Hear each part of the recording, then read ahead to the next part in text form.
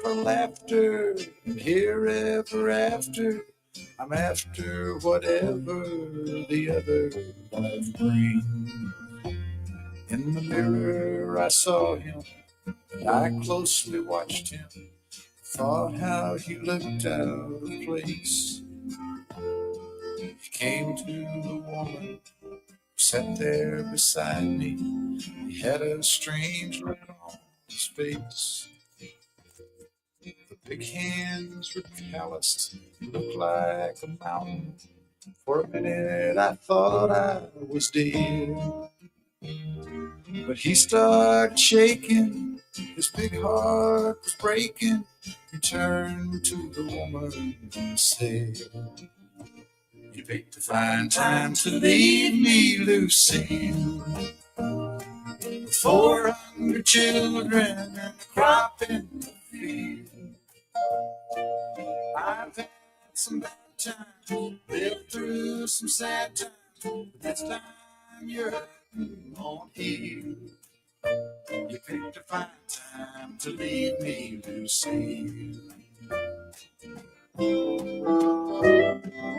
After he left us, I ordered more whiskey. I thought how she'd made him look small. From the lights of the bar room to a rented hotel room, we walked without talking at all. She was a beauty, but when she came to me, she must have thought I'd lost my mind. I couldn't hold her.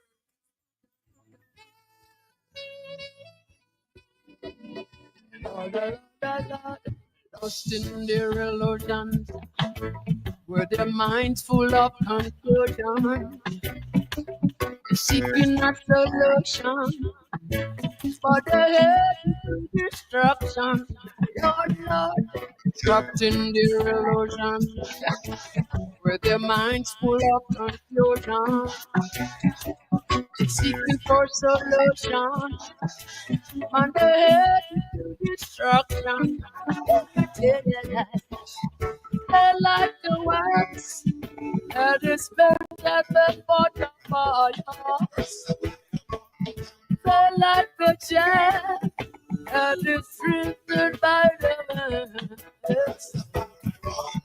These are the children who run astray.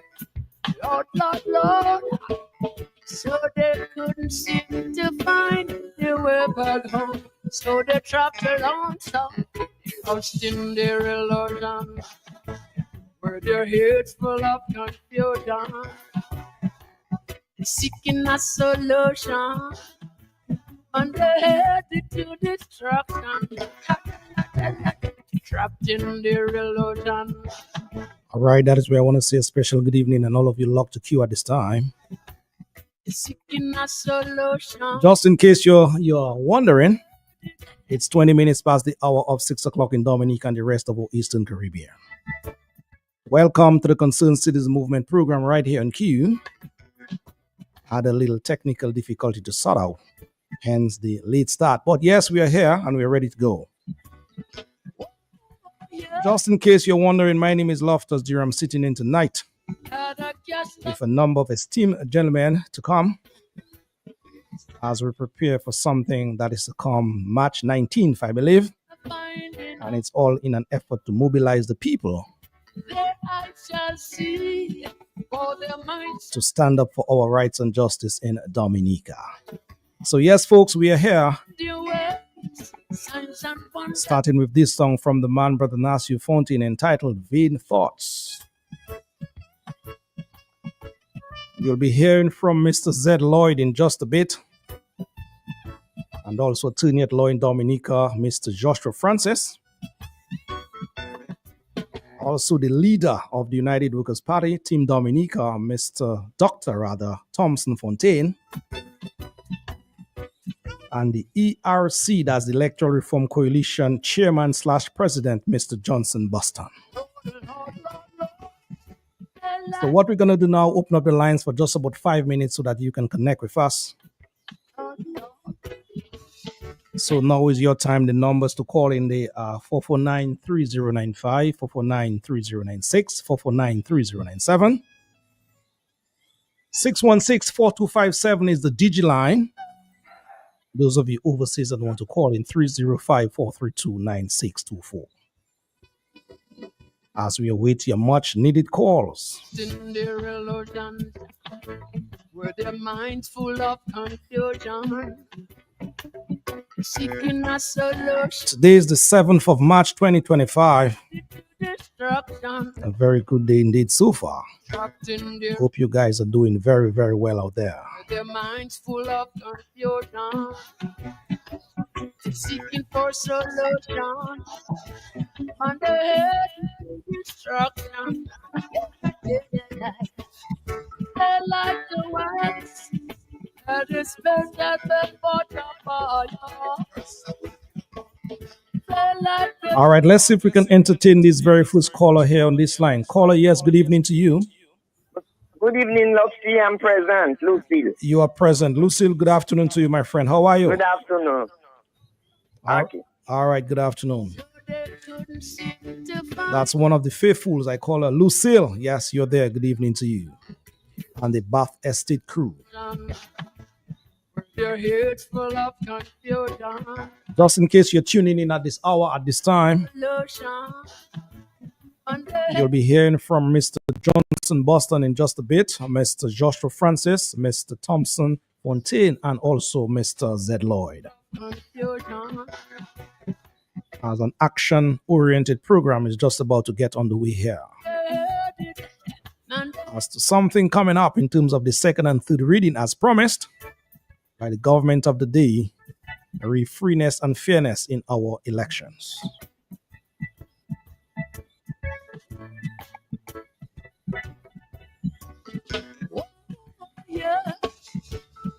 So we'll take about 2.5 more minutes to go on that line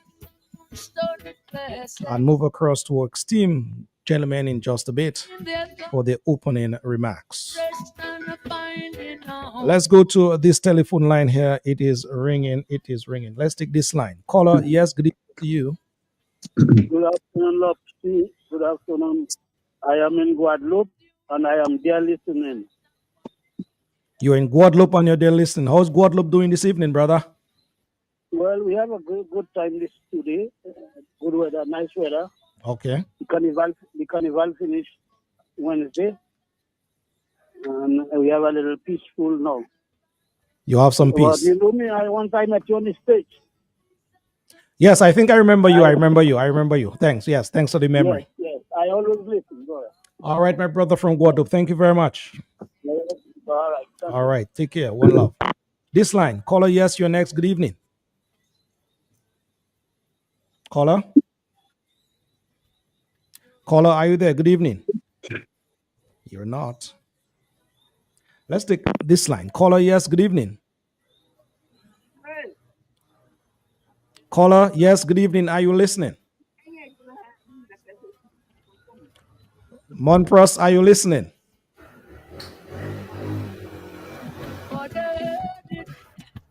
My friend from Monpros is not paying attention. Monpros with love. Good evening to you, my friend. Let's take this line. Caller, yes, you're next. Greetings, brother. Greetings. Financial Center Square. Financial Center Square log. Good evening to you, my brother. Thank you for checking in. Thank you. One love. Thank you.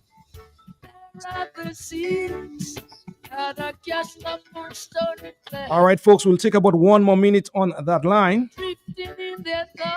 And then we got to go. Caller, yes, you're next. Good evening to you. You okay? Very well. Good evening. From Warner. Warner is locked? Yeah, I'm calling from Warner, Roslyn. Roslyn, yes, Roslyn. Yes, Roslyn. Thank you. Yeah, okay, welcome. All right. Warner, the folks at Warner, good evening to you. Caller, yes, you're next on this line. Good evening to you. Yeah. Good evening, Lofty. Good evening, sir. On call is listening. On call is always on call. He's listening, yeah. He's listening. Thank you. Say happy good night to the wife, huh? Nice, yeah, bro. All righty. All right, folks, 30 seconds to go.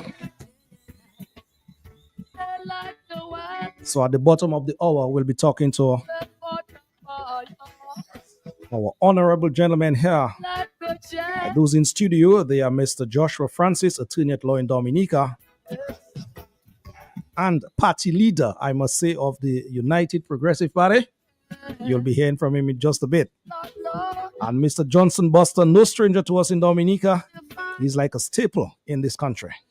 Wherever you pass, is Bosso, Bosso, Bosso. The man from Maho. And then online, we'll be hearing from Mr. Dr. Thompson Fontaine.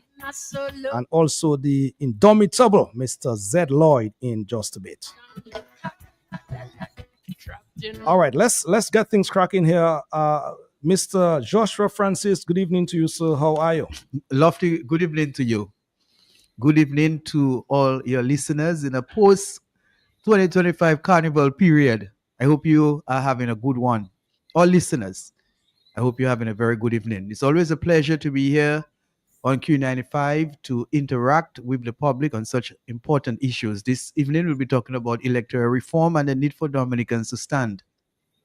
Indeed. Josh, it's always a pleasure to have you.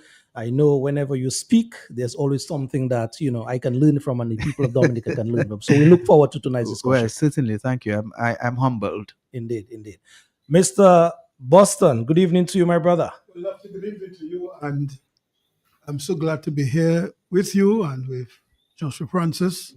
And of course, Dr. Fontaine online and Zed Lloyd online. Yeah. And the many listeners at home and abroad who are listening to us. I saw a few persons this afternoon and I told them what was happening tonight. And they said they'll be tuning. I want to say good evening to them. And as Josh said, we just ended Carnival. I guess everybody had a wonderful Carnival. Now in our spiritual, operation here, we call after Carnival the Lenten season, the cool-out period, so to speak, the cool-out period, and so on. So I look forward to a very good discussion. I know the guys on here that really hold their own, and we're talking electoral reform. Yes. Thank you very, very much indeed. Let me move across to Brother Zed Lloyd. Zed, are you there? Can you hear me? Good evening to you, sir. Yeah, Lucky, I can hear you, but I'm not seeing others. I don't see Josh speak. I don't see Thompson. I don't see Bosso. Nobody comes in on the check the monitors, please. Zed, can you hear me? Yeah, I can hear you. Can you hear me? All right, I think we're having some technical issues here with the audio coming out. So let me just see if we can rectify that here and get back here. Let me just see here, right here. Thompson is in the backstage too. We're not seeing anybody. Oh, I'm here, Zed. I'm here. Looking for shelter from a sinful ways. Lofty, I am actually on. Seeking some shelter from the heat. All right, let's see if we can hear Dr. Thompson Fontaine. Good evening to you, sir. Yes, good evening, Lofty. I can hear you loud and clear. Yeah, but I'm not seeing him, Lofty. No, I don't have my video. I'm not in a position to get to our video because I am all the way up in White City. And all right, yes, speaking of something is not happening here. Something is Lofty, really can you hear me? Here. All right, folks, we apologize for the audio of this guy is not coming through. We'll try to rectify that and get back in just a bit. Seeking a solution, underheaded to destruction, trapped in the religion.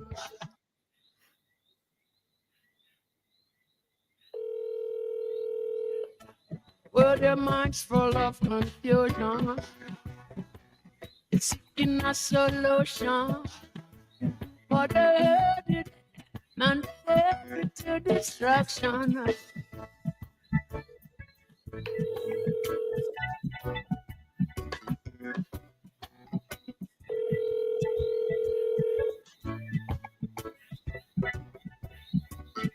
Hey, Bosu, are you in studio? Yeah, tell Lofty. Let me mute this. Tell Lofty. Drifting in their thoughts, seeking rest and finding on. Oh, their eyes shall see, for their minds shall not understand that. Bounded in the way, signs and wonders they seek from a God in the sky.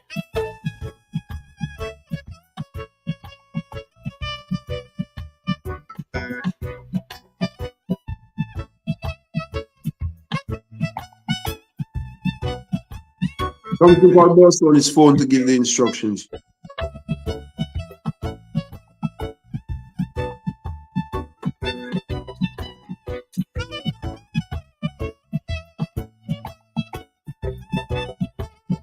Lord, Lord, Lord, Lord.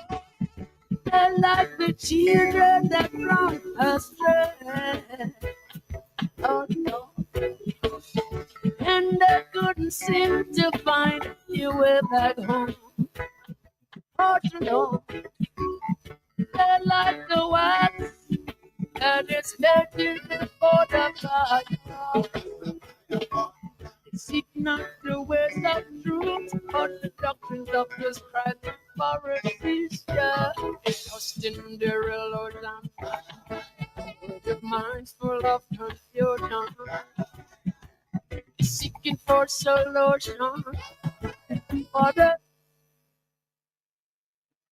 All right, folks. Yes, again, we do apologize for this technical difficulty not hearing Dr. Thompson Fontaine and Brother Zedlor.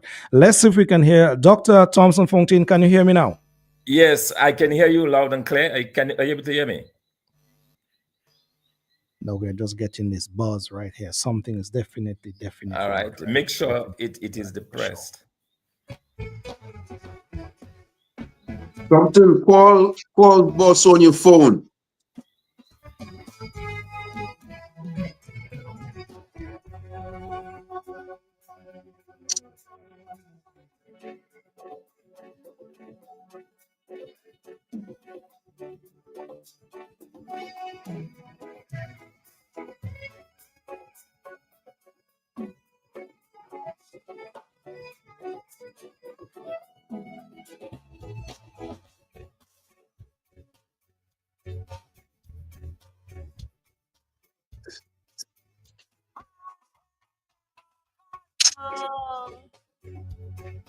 clean up my body.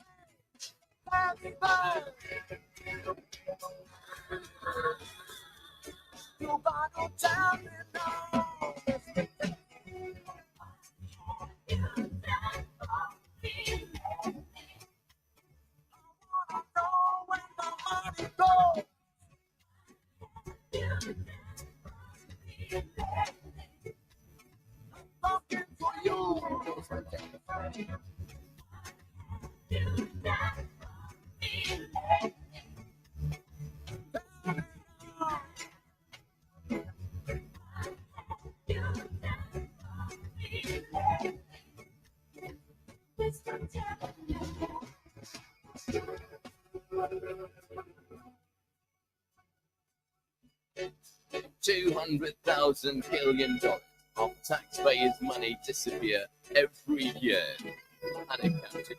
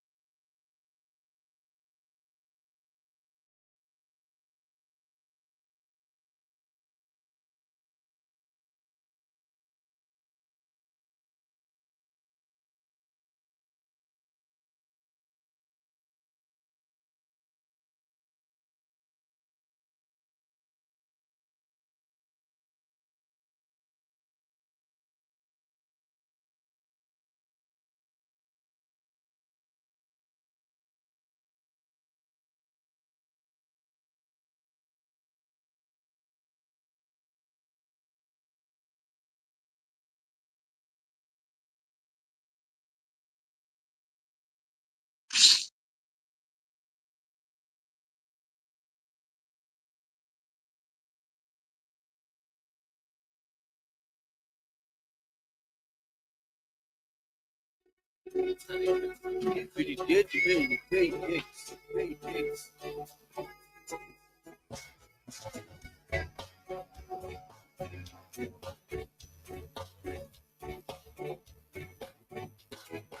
take from the rich, take from the poor. You even take from me. Can't understand it. I pay for the police. I don't know why. But if my dollar was good enough, there wouldn't be so much crime in the street. They carry you around fast.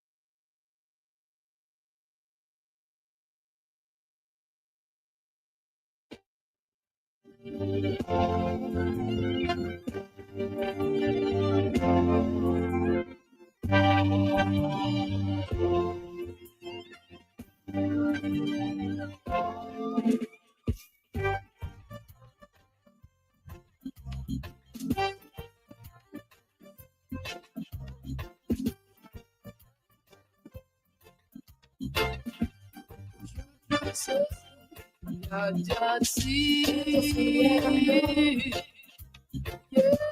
Jaja see, Jaja know, yes, Jaja see, Jaja see, but only you can see, Jaja know, yes, Jaja see, Jaja see the wicked in his prosperity. Jaja Fucking go to the studio early today. I totally fucking. forget iniquity. Jaja see the highland, and Jaja knows the Lord. So now this is revelation. Once the trouble left undone, Jaja see. Yes, Jaja see. Jaja know, Lord, Jaja see. But only you can see. Jaja know, yes, Jaja see. True.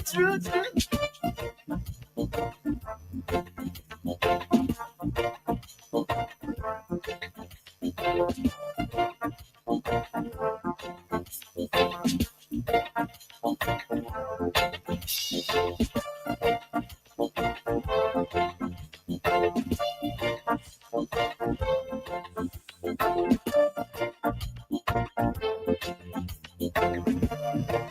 true. Jaja see. Yes, Jaja see. No, no, yes, Jaja see. Jaja see. Not only you can see. Jaja no, yes, Jaja see. True. Jaja see the sinner. Jaja knows the righteous. So what goes on in the darkness will be revealed unto light. Jaja is the jury, judging both guilt and innocency. So don't think you could do the wrong. Still expect to get the right. Jaja see. Yes, Jaja see. No, Jaja no. Yes, Jaja see. Jaja see. Not only you can see. True.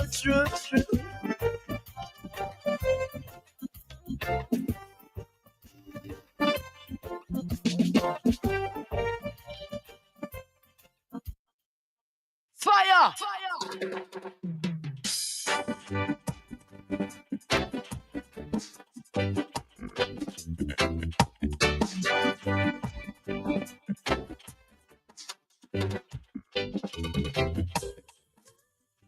All right, folks. Yes, we are back here live here. It's 7:15, and we apologize profusely. That is to keep you guys waiting out there, but you know how technology works sometimes.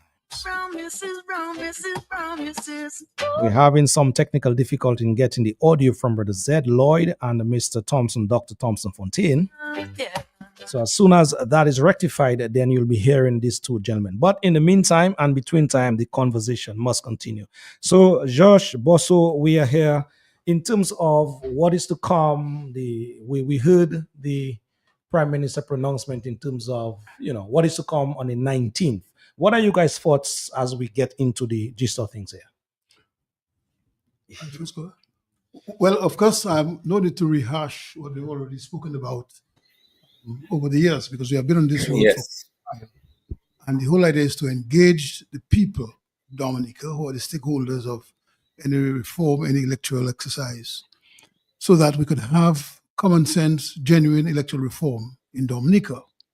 And they went in there in December and they had the first reading. We're hearing now they're going in on the 19th of March to have the second and third reading. It means once the second reading is introduced, there'll be a debate. When that debate is over, then they may go into committee stage, and after committee stage, they go back to Parliament, to the open session, and then it will be put to the House what happened in the committee stage, and then the third reading will come. Once the third reading comes, it means the bill is passed, and it's only left for the President to assent to it. It becomes law, and we're saying that we should not, as Dominican, stand there, sit by, close our eyes, close our ears, and allow the government to legalize the loopholes that are in the process. What we're saying, clean the process. So you're in government now, it will benefit you during the election. The next party come will benefit them. So no party should use what we call partisanship in this exercise. And the government has really hijacked the electoral reform process. It's almost like, I remember before you hear Electoral Commission engaging the stakeholders. To me, they're null and void, they're not around, and so on. And that is so sad.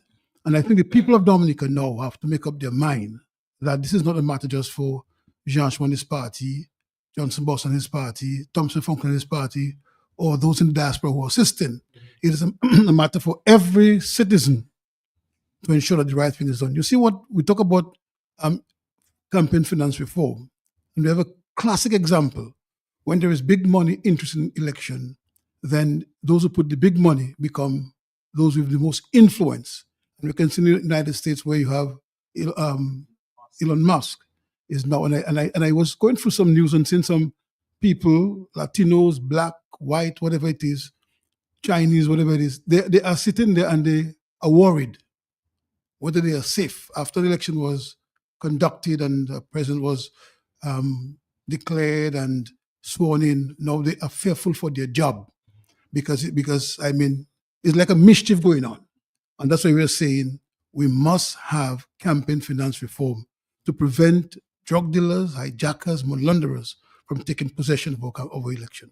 Sure. Thank you. Thank you. I'll come to some of the specifics in terms of the reform that we as the people out there who oppose what is going in may want to have changed or tweaked before it is passed. But Josh, your initial comments, sir. Well, at this stage, I'm hoping that this evening we can stir the hearts and minds of many Dominicans. There are quite a number of Dominicans, brothers and sisters, who have been on this journey seeking a fair and equitable electoral process in Dominica. Some have gotten weary, some have left us, because you're looking at a journey that has been very long. It's like the children of Israel having to cross the Red Sea and going through deserts before they get to the promised land. Sadly, along the way, as stated, some have left. Some have not only left in spirit, but in the flesh. For those of us who have endured, we intend to endure till the end, when we can see a democracy in Dominica that's not undermined by big money, by politicians acting in bad faith, by selfish politicians, those who put self-interest over national interest. So hopefully, those who are on the fence and have not understood the magnitude of the significance of electoral reform over the next few hours and days, they will get to understand why it is very important that every Dominican is a stakeholder in this process, and to ensure that the Dominica government, the government of the Commonwealth of Dominica, does not continue to steal elections in Dominica, because the electoral process is a very important pillar in the democratic process, and we do not want to lose our democracy. So for those who are listening, I'm encouraging you to invite your neighbor, invite your friend, invite your family to listen to the program, because tonight may very well be a new soldier, because we need all soldiers, Lofty. The power is in the hands of Dominicans. It's in the hearts and minds of Dominicans, and numbers count. More people who show up, more people who articulate their concerns about the process means that the government will have a greater listenership. Because right now, probably the government feels the people have not been showing up and therefore they can get away. We have time to stir the hearts and minds of our brothers and sisters and to get up, stand up for Dominica. Sure. Josh, just before I move across to Brother Boston here, you have been on the political scene, Josh, for some time. Can you give the listening public an idea of what you, Joshua Francis, think that is wrong as to the bills that is before Parliament as its first reading, and second and third to come? What can you tell the people out there why they need to come, if they need to come? What is wrong, fundamentally wrong with those bills as we speak? Right. So even before I comment on the bills which are before Parliament, of course, we had the first reading, the second and third pending to come on the 19th of March, 2025. There is a major flaw in the entire process, and that is the absence of campaign finance laws. This is critical because most of the problems we have encountered with the electoral process in Dominica are connected with big money. Big money. So, for example, on polling day 2019 in particular, in the Roseau South constituency, I witnessed voters getting envelopes of what appeared to be money. And thereafter, I spoke to a few recipients of those envelopes, and they confirmed they were actually paid to pay for the current parliamentary representative as far as giving a vote is concerned. So the absence of campaign finance would mean, one, there isn't any transparency and disclosures of monies which political parties receive. we have suspicion to believe that the Dominican Labour Party has been receiving monies from passport or CBI agents. Of course, the way this CBI process is in Dominica is based not on merit. Not any lawyer can be a CBI agent. It has to be a friend of the government. And should one become an agent, he or she is expected to rub the backs of the politicians in Dominican Labour Party. So a lot of money appears to be coming through that system, and there's no accountability, no transparency. And in any system, in any electoral system where there isn't transparency and accountability, corruption will kick in. And that's exactly what we have had in the electioneering process in Dominica. Corruption and undue influence, because big money means that those with that money is more likely to corruptly influence electorate. And I saw that in Rosa South. Other issues and concerns that we have in the absence of campaign finance reform is the absence of accountability. In 2025, no political party or politician should be able to get money as he wishes without being able to account for it. So, for example, my brother Bosso mentioned, it could be a drug dealer financing a particular politician. Now, if you are a drug dealer and you're financing a political party or politician, at some point you are going to call the shots. I mean, it's evident and transparent in the US right now. Elon Musk, one of the biggest financial supporter of Trump, Trump has rewarded him. And likewise in Dominica, we are aware or cognizant of certain persons who worked with the Dominican Labour Party, and they have been handsomely rewarded, either through the CBI program or government projects. We cannot continue like that, Lofty. Another reason why we would need campaign finance is to bring equal opportunity. Because if Bosso, as a candidate in the Mao constituency, has only 20,000 EC to campaign for an entire campaign season, and a Dominican Labour Party candidate has 2 million, clearly there is a great disparity. And that great disparity brings unfairness and inequality. And that itself undermines the democratic process. So these are just some of the reasons why we need campaign finance reform. And to me, the absence of campaign finance legislation, not the reform, but legislation, because as we have it, the absence of campaign finance laws is one major reason why Dominicans must come out to support the opposition in resisting this government and going to parliament and not paying attention to such a critical and significant issue in the democratic process. Then when you look at the other pieces of legislation that we have going before parliament, there are several questions as far as the laws. I can say to you, Lofty, even with the existing pieces of legislation, we have issues with enforceability. Who is going to enforce the law?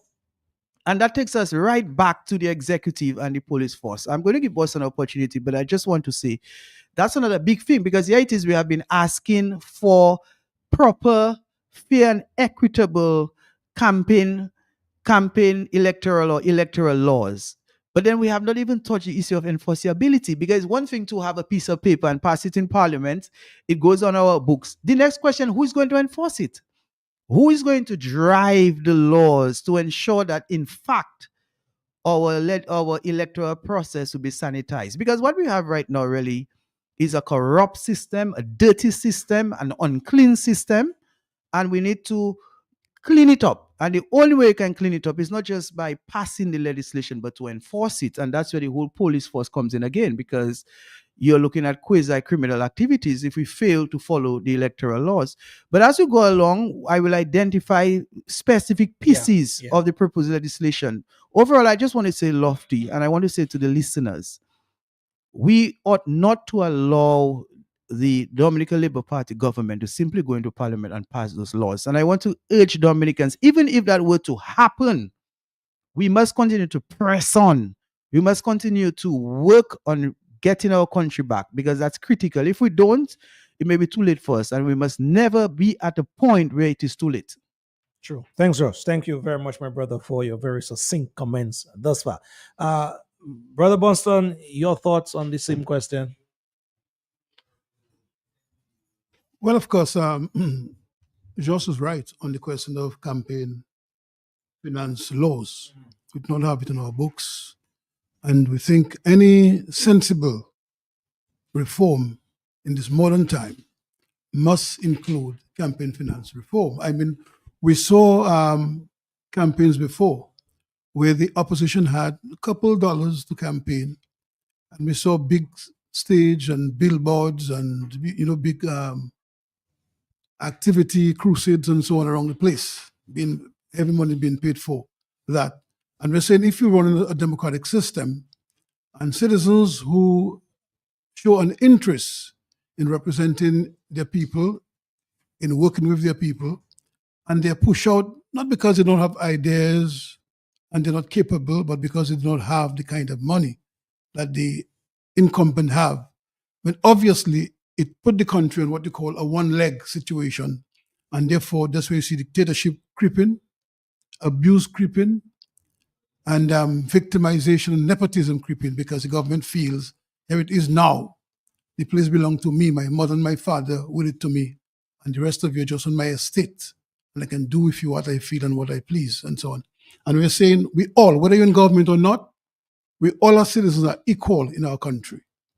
We'll respect those that the people have elected to govern, but they too must respect the people.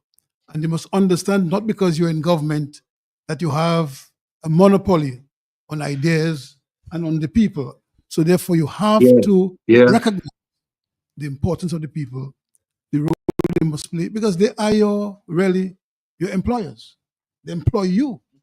And they must have clearly the opportunity, if you're not working in their interest, to take their job away from you and give it to somebody else. That's what democracy is about. That's where free and fair election is about. And if you're passing something just to benefit you because you're in government, then you're not a genuine individual. You're a person who take advantage of the people, of the system, for your own selfish gain. And in that case, the country will suffer. I see the Prime Minister in Grenada. And recently, Grenada had election about 2 years ago, and they elect Dickon Mitchell. And the Prime Minister is there, proudly there, and praising Mitchell and so on. And somebody served within cabinet in the Oysters and CARICOM as Prime Minister. He's now bashing that person, and so on. He went to St. Lucia, did the same thing. So the point I'm making is that these countries have moved on. And if those they employed are not doing their work well, then they have the opportunity to remove them. And they're removed and replaced by a new government.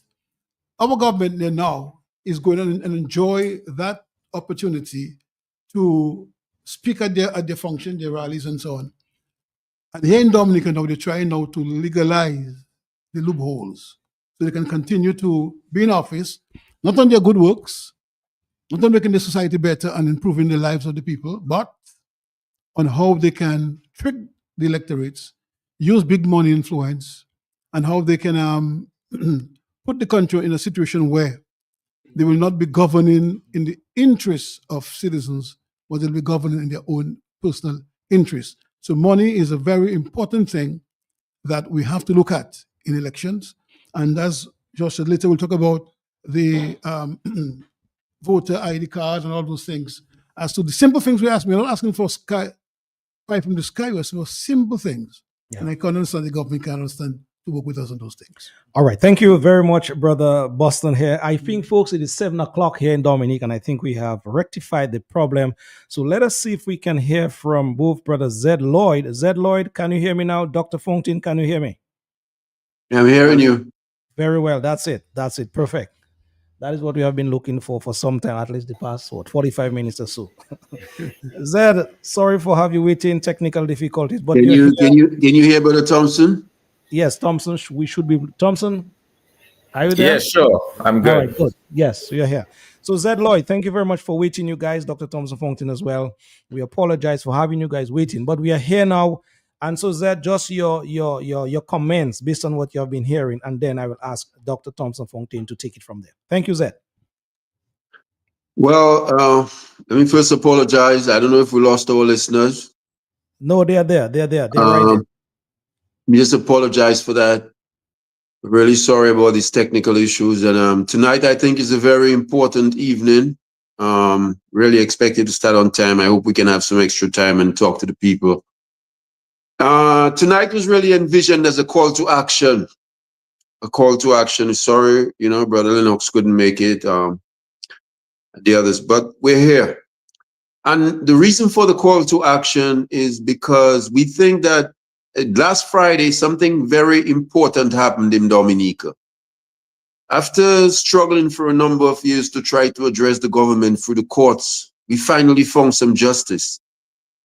And we found some justice in a very critical way. We found justice through the High Court. And what that justice essentially told us is you have a right to protest as a citizen of Dominica.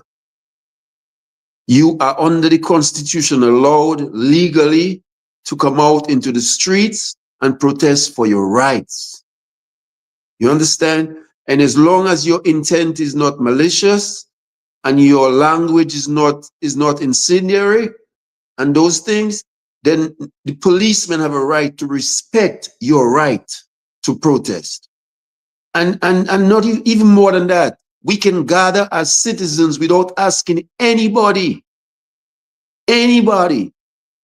to allow us to. We have that right.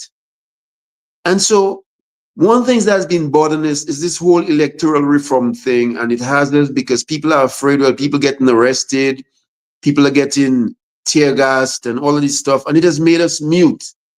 And I'm saying that decision in the court nullifies all that. It also mutes the policemen. It tells them indirectly that you're protected, that you're assuming that you have, and that you can do what you want and you think will be protected. Well, that protector can be addressed right now through the courts, which means you do not have unlimited protection through the government and thinking you have this automatic kind of thing that you can just act against us all you want. No.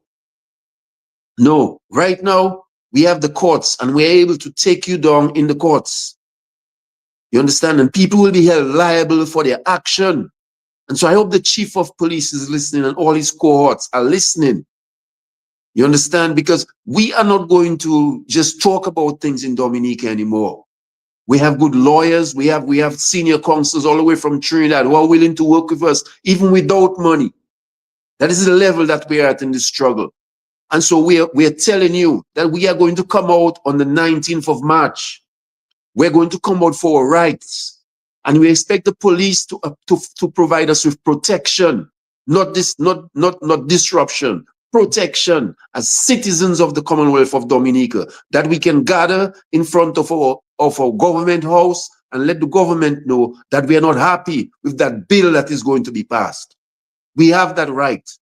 And the court indirectly has told us that we have that right. And I want to call upon our citizens. We have been taking too much from this government, too much. And this juncture, we have to send a message. We have to send a message that we are tired. And not only are we tired, but we want some respect from Roosevelt Skerrit and Blackmore, especially these two, because they run Dominica like it's their plantation. They think they can talk to us how they want, tell us what they want, call the police against us, and use them how they want. On March 19th, we're changing that dialogue in Dominica. We're changing that dialogue. And to us to change that dialogue, it means we need organization. And I want to tell you that from the diaspora, we have organized ourselves. As mad as these guys may be mad, and I heard them on Kyrie this morning and talking about we in foreign and we're trying to, no, we're Dominicans. We are Dominicans, and we care about our country. And what we are realizing is because of a lack of resources, small businesses have no money, opposition cannot get help, that we are being taken advantage of by the government, who has unlimited resources to do whatever they want, and a portion of people in the police force who seem to think that they are employed to only protect Roosevelt Skerrit and not the citizens of Dominica. All right, Brother Zedloy, thank you very much, my brother, for your opening remarks thus far. We'll pull you into the conversation, back into the conversation just a bit. But Dr. Thompson Fontaine, you have been waiting for a little while. Your opening remarks, sir. Well, thanks for having me, and good night to our many listeners. I hope they, hearing the music that I'm hearing. No, we are not. Okay, great. So everything is good. So, the question of electoral reform is one that must concern all of Dominica. Because after all, without good electoral reform, without a level playing field, then we don't get to choose the governments that we need and we deserve. And that's a real problem. And there were some critical elements that are linked to that, including the having a voters list that is credible. Clearly, our voters list that is in existence now, upon which we are prepared to vote again, is not credible. It is bloated. It has the names of dead people. It has the names of people who otherwise should not be on there. So that needs to be done. And to me, that is the first step. And any legislation that goes to Parliament must include recommendations to ensure that we have a clean voters list. And by the way, that involves not through a process of reconfirmation, but through a process of re-registration. I continue to maintain that, throughout the Caribbean region, wherever electoral reform is undertaken, that the countries have embarked upon a re-registration. What this means is that the existing list is discarded, it is set aside, it is put away, and everyone who qualifies to register will register again. And they're given time to do that. For a country the size of Dominica, that will take an average of 3 months, 3 to 4 months. So within 4 months, you could have a clean voters list where everybody who desires to be on that list is registered and is counted. So I don't see any reason why the government has to prevent that, or to not allow that, because that is at the very heart of our democracy, the clean voters list. There are other elements, as was discussed by Bosso, Josh, and Zed, where you're talking about the whole question of money and the degrading influence of money. So the need for financial considerations as well. Campaign finance reform is key. In some countries like Barbados, they ensure that the parties are restricted to spending $10 per constituent. In that case, every party has an equal chance and to be heard and to campaign and to bring their stories and their messages forward to the public. So I think we need to take this very seriously. And that's the reason why we are on tonight, is because we believe that the Dominican public need to realize that this is serious.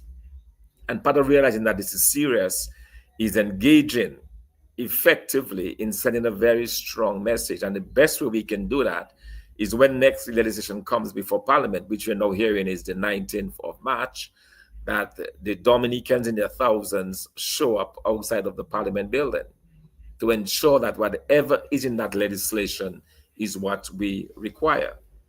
And if it is not in the legislation, then we should demand that it be included. And that's as simple as that, as simple as it gets. So I would really encourage the Dominican public to understand how critical that is.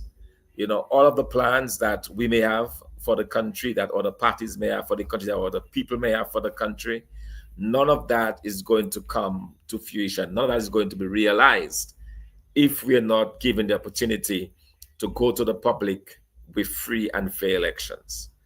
I mean, let's remember that in the 2022 sham elections, we took the extreme decision not to participate, to send a very strong message that we were not happy with the absence of reform.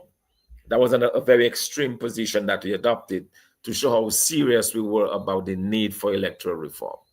So now is the time when the people of Dominica should rally around the political parties that engage, the Electoral Reform Coalition, United Workers' Party, and all the other parties that engage, to rally around us and to stand firm and to call for the main issues: a clean voters list, voter ID card, access to the radio stations, and of course, campaign finance reforms. These are basic, simple requirements that any legislation must contain. And if it is not in the legislation coming before Parliament, then we, the people of Dominica, must stand. And the way we stand is by coming out in our numbers, in our thousands. And I really want to take this opportunity to thank Zed and others in the diaspora who are arranging to be able to make it easier, who are gathering resources as we work on the busing of people and so on, so that we can have that representation. So all you have to do is to make yourself available for that day. Transportation will be taken care of. You make yourself available, set that day aside, clear your calendar. If you have to go into the garden, go the day before or put it for the day following. Whatever it is, if it means closing down your office for a day, closing down your shop for a day, whatever it takes. This is critical. This is important. This is a moment in time which we cannot miss. And therefore, I would like to make that appeal to all of our fellow Dominicans to be with us and to come out on that day to stand together. All right, Doc, thank you very much, my brother, for your opening comments here. Very, very profound indeed. Josh, let me just get back to you here. Based on what Dr. Fontaine said in terms of what should be in the legislation going before Parliament on the 19th, you are a lawyer, Josh. Can you give the people now, sort of this, should I say, this legal encouragement as per the Constitution, the laws that will protect them / us when we come out to stand against what is wrong that is, heading before Parliament? Yeah, well, thank you, Loftus. And let me take the opportunity once again to say good evening to my brother here, boss. So, Dr. Fontaine and Zed Lloyd, and of course to you, Loftus Dura.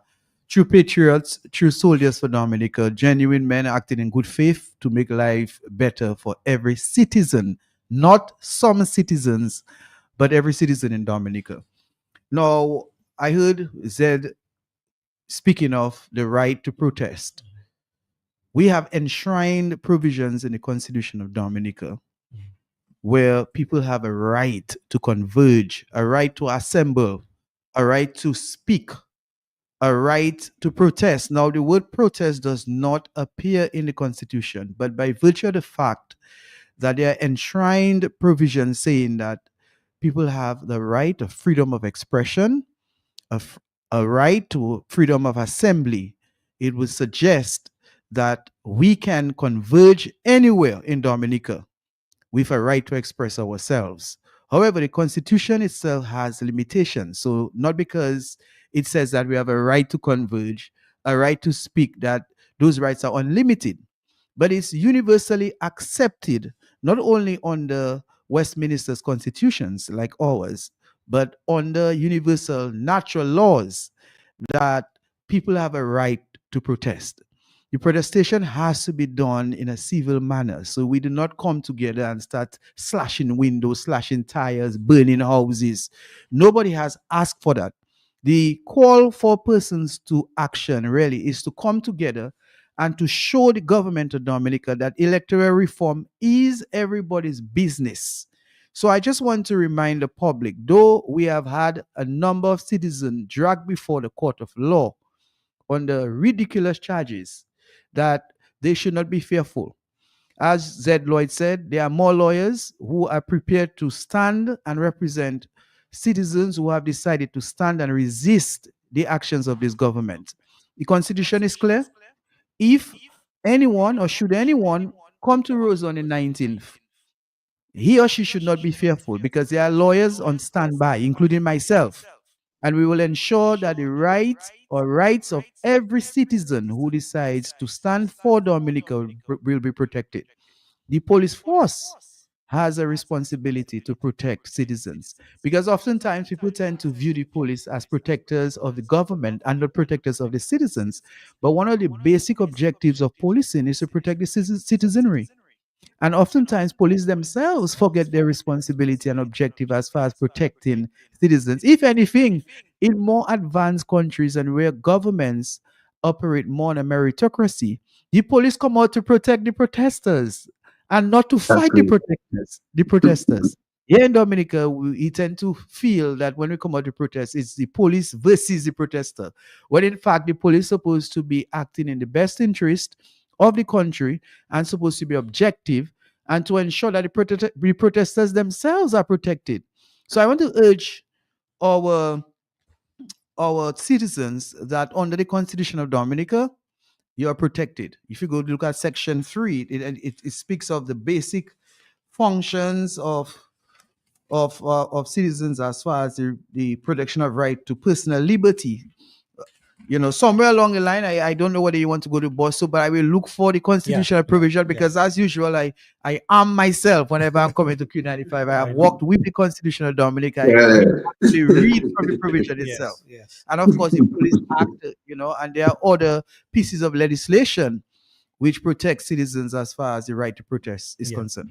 All right, Josh, thank you very much. Let me just tell our listeners out there that in terms of the time lost, we will be making up with you guys for that tonight. We'll be ending about 8:30 tonight. So, we lost some, but we'll be giving you back your time in it. So about 8:30 will bring the program to a wrap tonight. Brother Boston, let me have you know in terms of your further comments before we take that all-important break where we can engage some of our listeners in terms of the calls out there. Well, first of all, Lofty, additionally, I should say, Brother Zed made some comments about the recent, matter in court that was thrown out by the judge. I commend the judge for standing on the side of justice and righteousness and truth. And no judge should be partisan and to operate under partisanship, but operate within the law. And I always knew that there was no case for the gentlemen who were before the court. I myself was arrested and taken from my home and brought to police headquarters. And I was not charged, but I sued the government and I made some money. It wasn't a big lot, but I made some money and so on. So the protesters or the people should not be afraid to come out. All you're doing, you're showing your dissatisfaction with something that's been done on your behalf that you're not in agreement with. That's all you're doing, and so forth. And Josh is right. The police have a right to come out and protect the protesters. In other words, if you are there protesting and a minister come and shoot you, would the police say that's okay? No. The police should be arrested. The minister should be arrested, and so forth.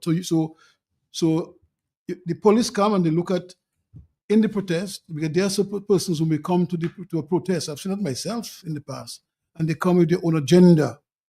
They may support the Labour Party and they come to disrupt things. And that's what the police must. I remember when we had the meeting around the ministerial building there were some people who came dressed in red. I saw a lady who wore in red, her shoes, her socks, her skirt, her blouse, and her headpiece was in red. And she was there as people coming to that meeting, was throwing, words at them.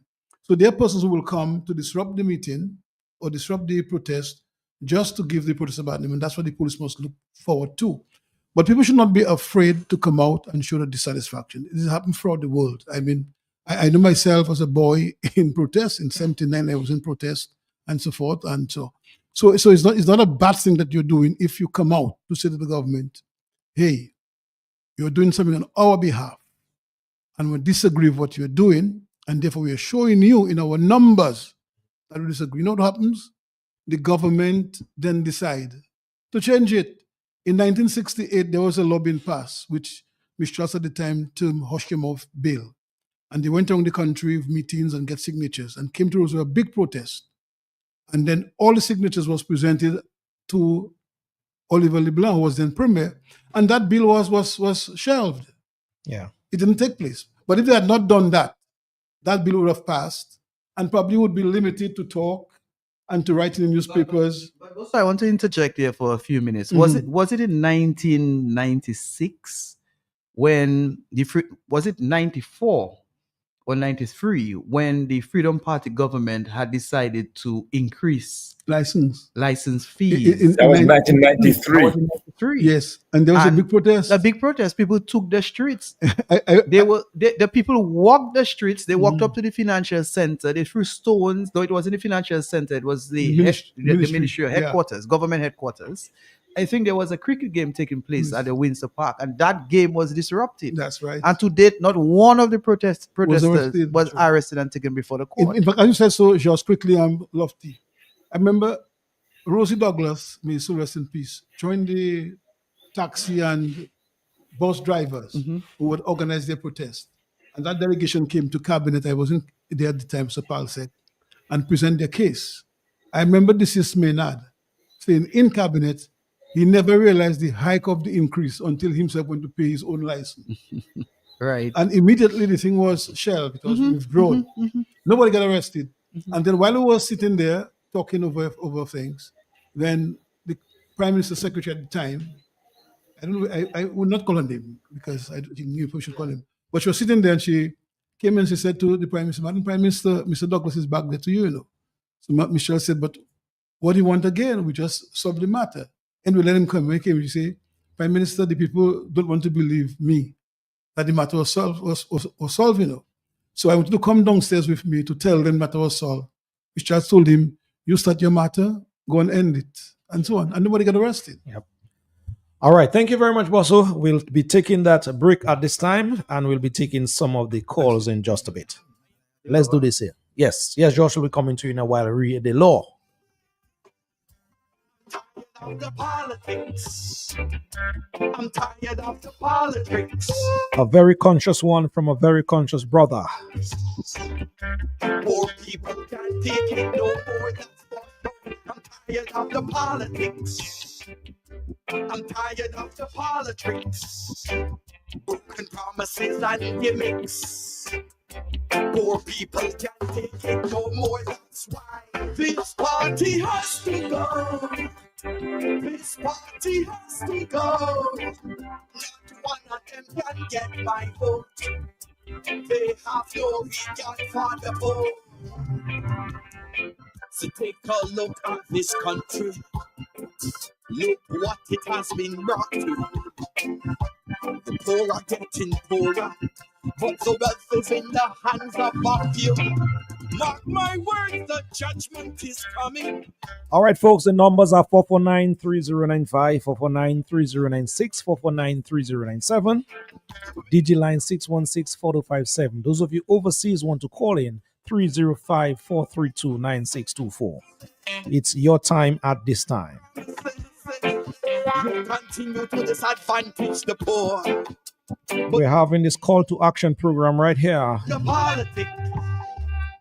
I'm calling on the Patriots of Dominica to come out on the 19th of March when it is promised there that the second and third reading of the Electoral Reform Bills that is not adequate to read the people of Dominica and our needs will be presented here. Let's take a couple of calls here as we are moving along. Caller, yes, good evening to you. Sorry about this line. Caller, yes, good evening. Hello. Hi, good evening. Good night. I'm listening to the program, very interesting program. And I want to encourage everybody on the program. And I think we, Dominicans in general, and we should stand up on March 19, present ourselves by the Parliament on March 19 and say no to passing this bill. I would also like to call on all the policemen. Today, you policemen, and then you're standing up for the Labour Party, refusing to pass a bill for free and fair elections. Now, a time will come, what the demonstrators will be demonstrating will be in the policemen's own interest, their families' interest, their children's interest, because things are to stay still or at one time. Life goes on and life circulates. Karma goes around and comes back around. Karma comes back around. So, my brother, will you be there on the 19th? I want to call and say, while we concentrating and focusing on demonstrating by the Parliament, I think every constituency have a parliamentary representative who is answerable to the constituents. And I think the people in the constituencies could also organize and make their constituents, make their parliamentary representatives answer to them, because they are the ones going to support the Prime Minister in the Parliament to pass that bogus bill. All right, my brother, very good point indeed. Will you be there on the 19th? Just a question before you go. All right, I think you left us, but I would want to think by your comments you will be. Yes, sir. Caller, yes, good evening to you. You are next. Good evening, everyone. Good evening. Wonderful, what you call that, program tonight. All around the Caribbean, electoral reform went on smooth. I don't know why even Dominica scared want to have electoral reform, proper electoral reform, hostage. Dominica doesn't belong to you. Dominica belongs to the people of Dominica. We need voters' ID card in the proper way. We need complete re-registration. We don't want people that come here 5 years ago and register on people's address because they're on the voters list for them to vote. Hell no. That shouldn't happen. No. And we know a lot of that happen, especially in Roseau Central.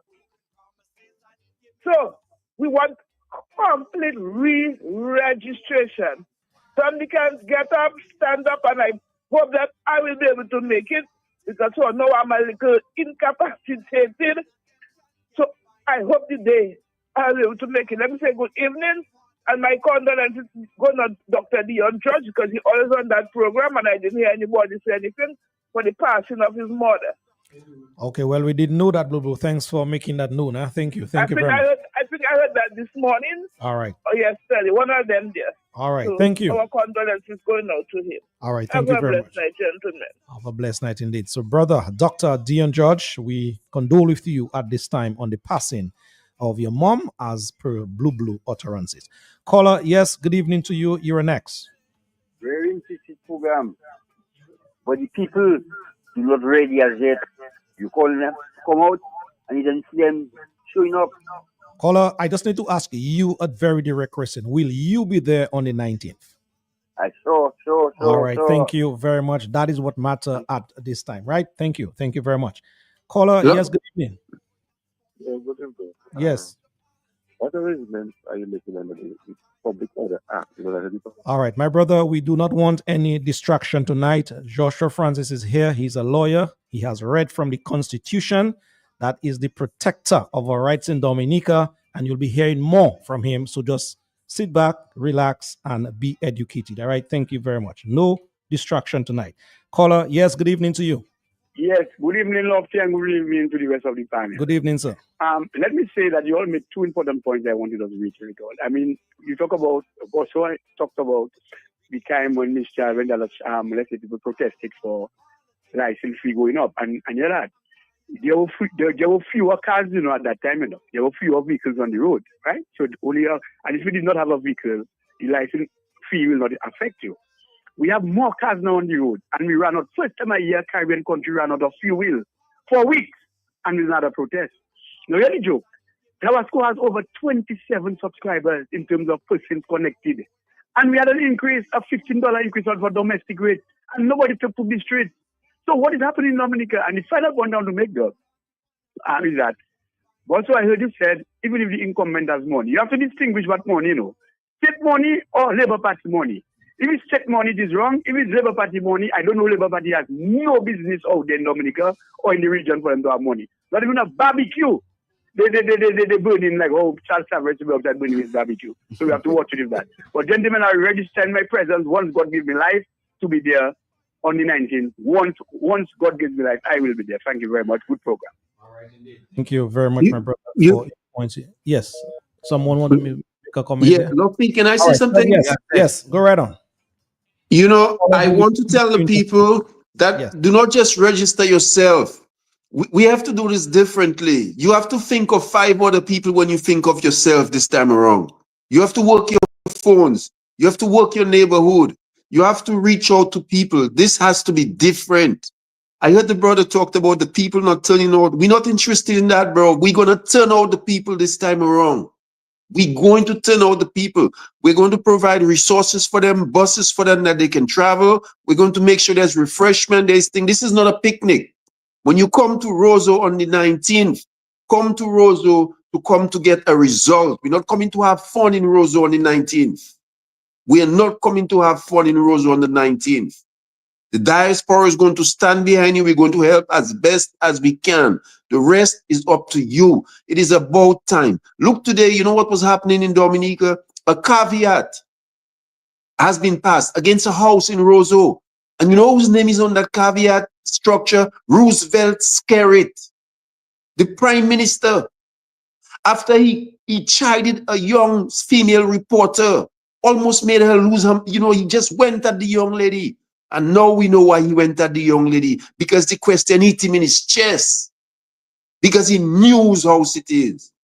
And that cannot be accounted for. Not on his money that he has worked for. It cannot be accounted. And then they went and they put the house under some kind of special organization that we cannot even find out legally.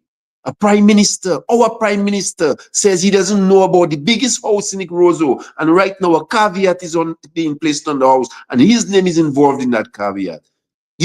Are you seeing the corruption? You see how real it is? So this brother here, it's not just about electoral reform, It's just health, raises our electricity. Government owns our electrical thing and still have us stressing. It's just too much. It's just too much. It's more than electoral reform. We have to stand up. To sort of, guide in terms of what you said a while ago.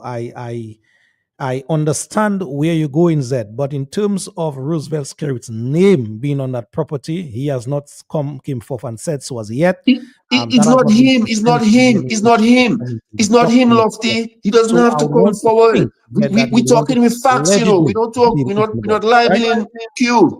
We're talking facts. No, but that is what I'm telling you. His name, he has not said publicly that he's part and parcel of that building. We have not seen any document as per legal documents that his name is on it. So I'm just, asking you or advising you, allegedly, you're saying his name may be on there. Lofty, you cannot present something in the court without facts. Get that clear. You cannot present nothing in the court without facts. Go ahead, brother. Right. Thank you. Thank you very much indeed. But I'm just trying to guide you down that path in terms of I know, man. I know what I'm saying. Yes, Dr. Fontaine, you have been there listening for some time. Your input before Brother Josh comes in with some more legal aspect of what is to come. Yeah, I'm particularly interested in the response of the public, because after all, we are doing this not on our own behalf, but on behalf of every single Dominican. We're doing this on behalf of future generations of Dominicans, because if we don't act now, we risk losing this country once and for all. And that's the reason why we have to act. And the question, the most obvious question that everybody must be asking is why it is that this prime minister is going all out to prevent good legislation. Why? Why not set a legacy? Why not create a legacy? You're on your way out. You're going to be losing in the next election anyways. Why not give Dominica something that you can look back and say, well, I was the one that did that as prime minister. I gave the country good electoral reform legislation that set the foundation for the democracy for the next 50 to 100 years. What is wrong in doing this? And that's why I'm critical. I'm curious to hear how the people of Dominica are going to respond, including our good Labourite friends, those who support the Dominica Labour Party. It's important that they understand that this is not just about the United Workers' Party or any other party for that matter. This is about the people of Dominica. This is about our future, the future of our children, the future generations that will be born in this country. And that is why we have to make it critical. We have to make sure that we all participate. As has been said over and over again, this is not a picnic, but this is something that we must take seriously. I want to see the young children come out of school like we did in the 1970s. We left our school and went to let our voices be heard. We're all children of the 70s. And I'm proud that we did that as young kids. We left, we marched, we stood with our elders on the streets of Roseau. And I would like to see the same thing happening. It should not just be about the grown-ups. I'm making a direct appeal to the young people in uniform, the school children on that day. Come and show your faces. Come and show your support, because that fight is for you. And you must show that you're interested in that fight. So let us unite together.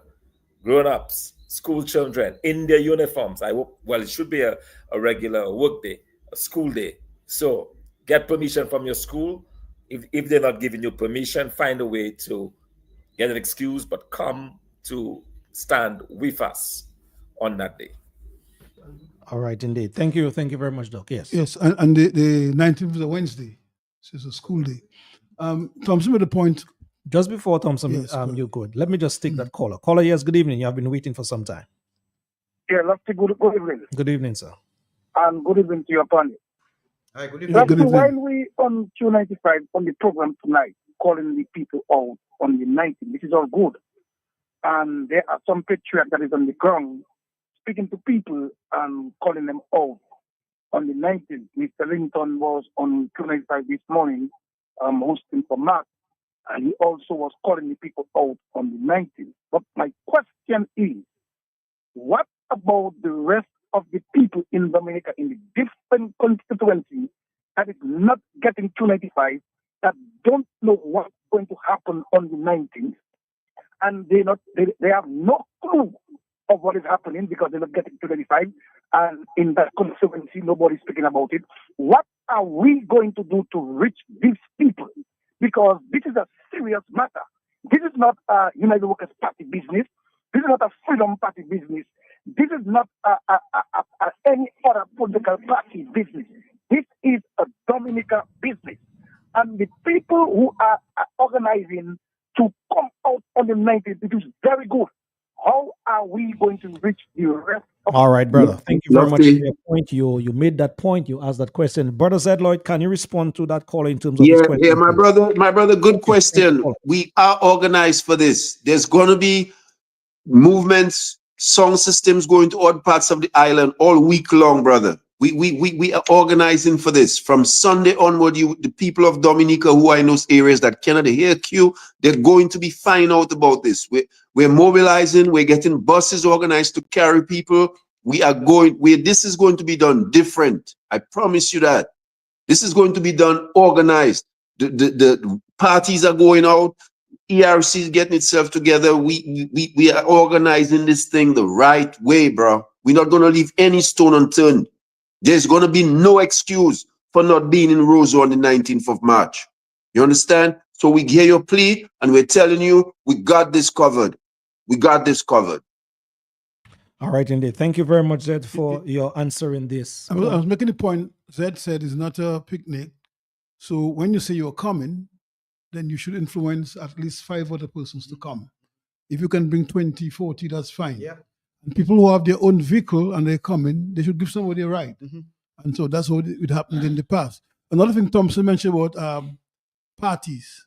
I mean, if you're in a party, I've been in a party for a long time, and if you're in a party and something is going wrong in your party, your best advice to your party is to go the right way. I have been in council meetings of my party in the past where members, councillors challenge the prime minister and ministers.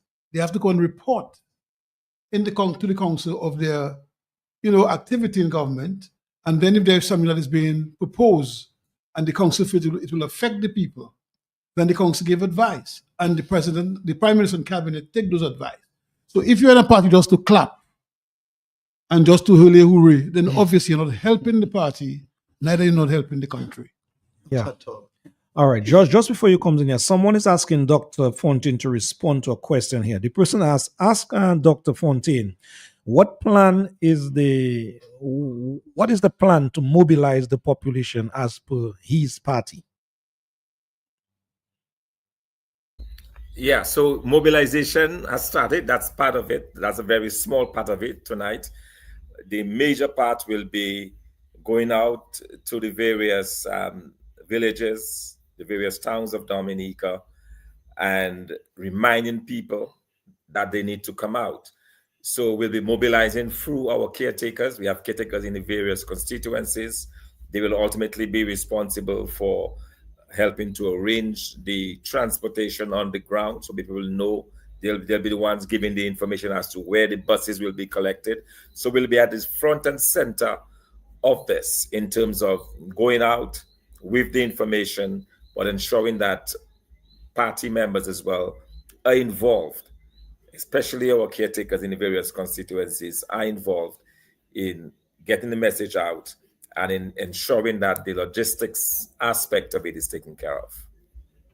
All right, thank you very much indeed. Someone else, apart from what Dr. Fontaine said in terms of helping mobilize, someone is writing here, we should dirty, those of you who are social media influencers, we should dirty the social media platforms with March the 19th. That is just a suggestion here. Again, the social media plays a vital and critical role in terms of the sending out the message as well. Oh, definitely. While Dr. Fontaine was speaking, I thought of a very famous quote from Winston Churchill, World War II, when he said that they would fight Germany in the air, on the ground, and on the sea.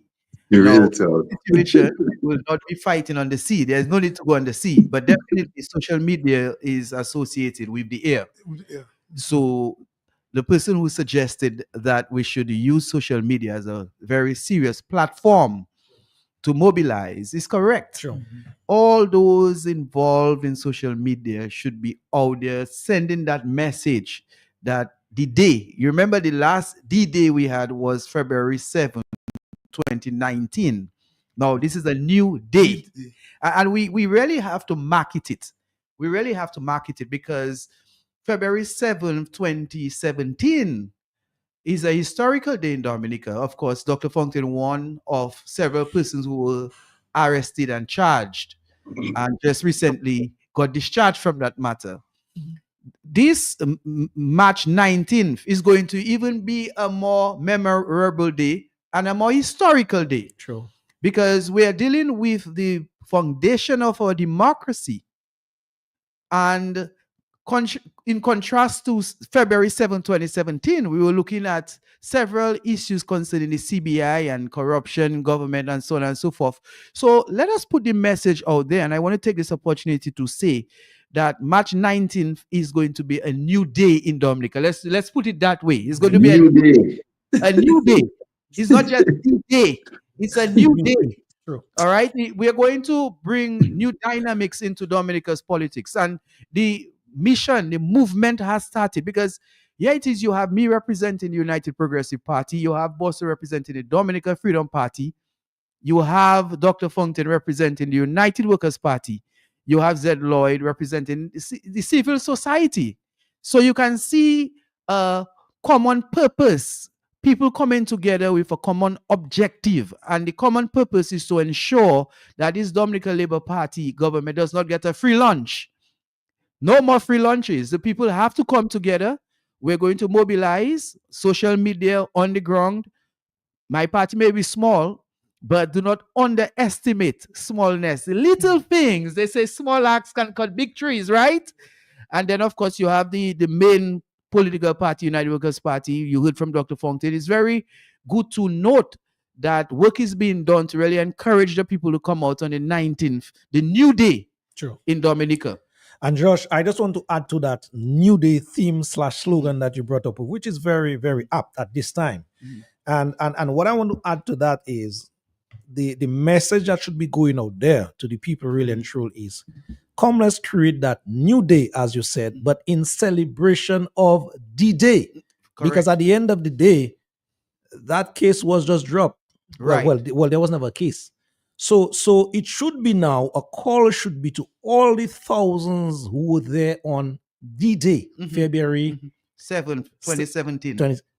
Come, let us celebrate what Judge Collins said 2 weeks ago, a week ago, that there was no case. Never. You remember never this Kubai truck story and this mailage right. So come, that appeal now must be made to the thousands of people who were there. Come, let's celebrate D-Day to create that new day. Very well. Well, of course. And Lofty. Of different political parties and people, different creeds, religion, etc. Yes, Zed.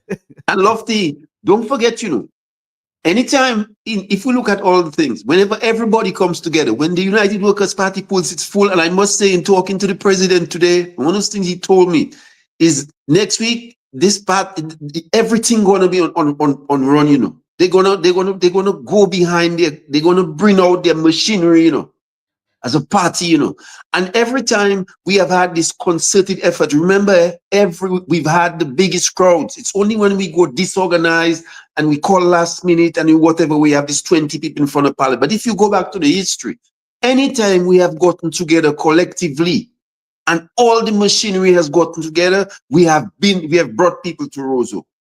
You understand? So it can be done. And if we're going to work on providing transportation for people, we're going on this massive, even MAD, we have to be calling in on MAD this week. We don't want no replay of Blackmore and scary speeches. We want to talk about that 19th of March. Some of us have to reach out to Mr. G. There's some openings in the night on Q. We need that all week. We need those. We need to use that thing. We have to blast this thing. We have to make this happen.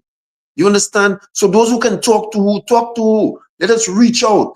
This week, we need sacrifices on everybody. All right, sacrifices. good. Thank you It's very as much. simple as that. Yes, good evening to you.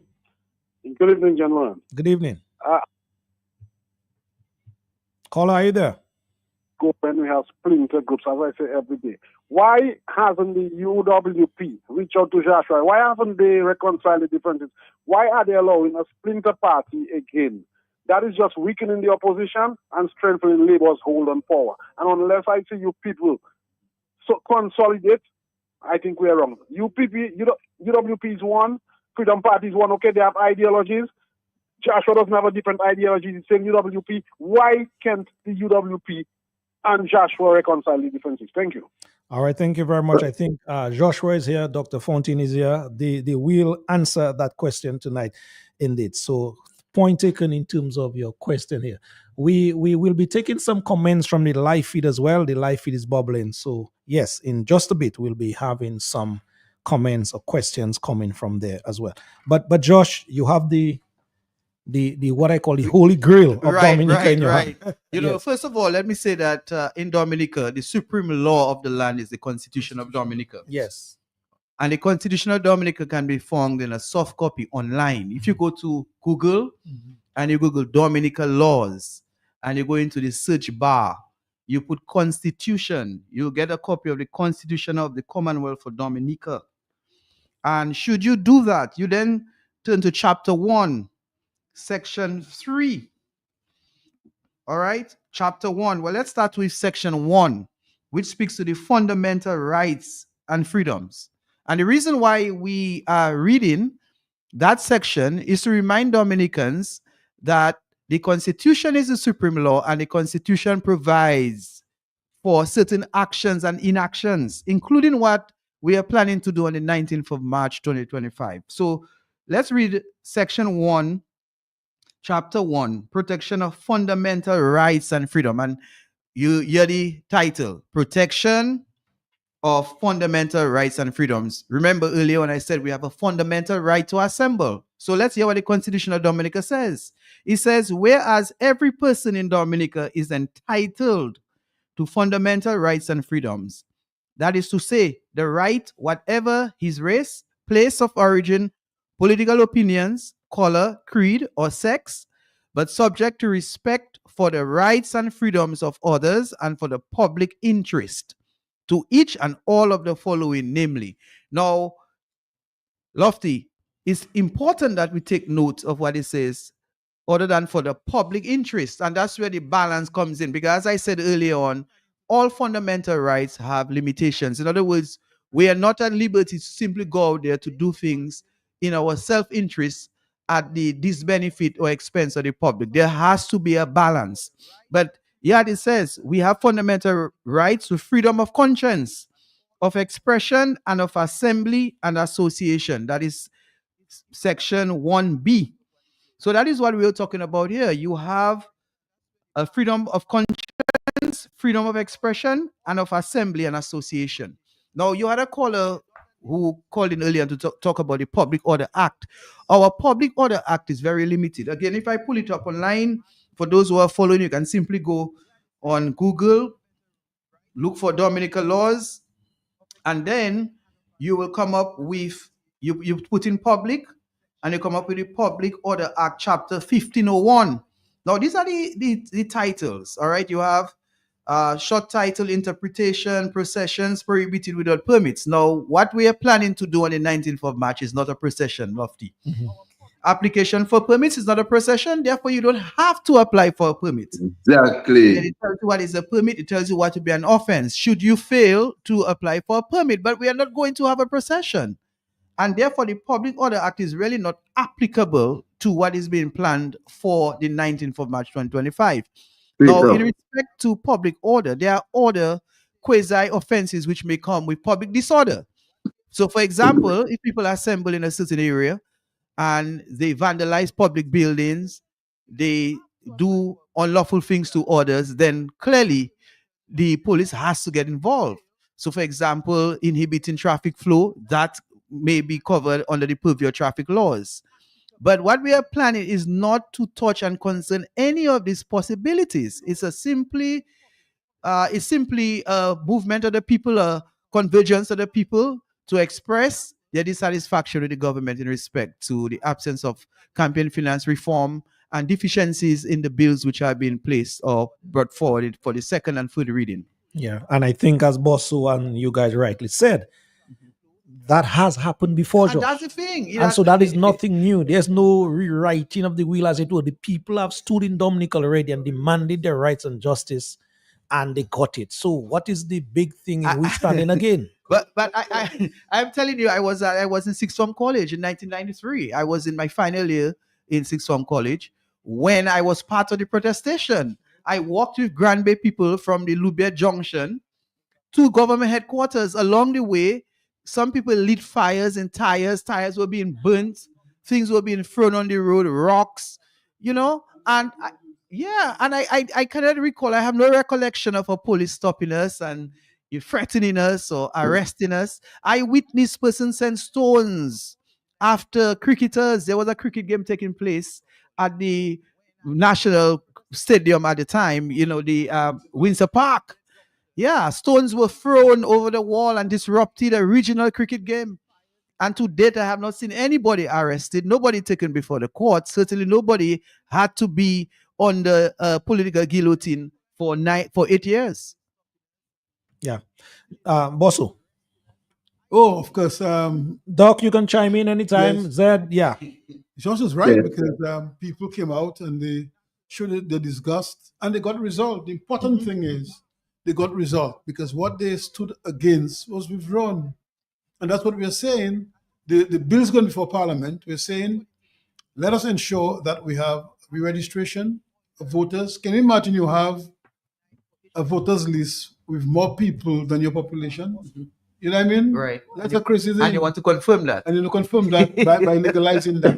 And the right thing would be to clean up the list first. If you want to go to confirmation, you clean the list and then you confirm. You confirm. But you cannot go and confirm what is already irregular, what is already abnormal, what is already unclean. So it has to be a crazy person not to see what is there and to ask for it to be. Well, it's not even about the psychiatry of the prime minister. It's about integrity or lack thereof. It's a government acting in bad faith. Any government which is acting in good faith and in the interest of the public would do a better job.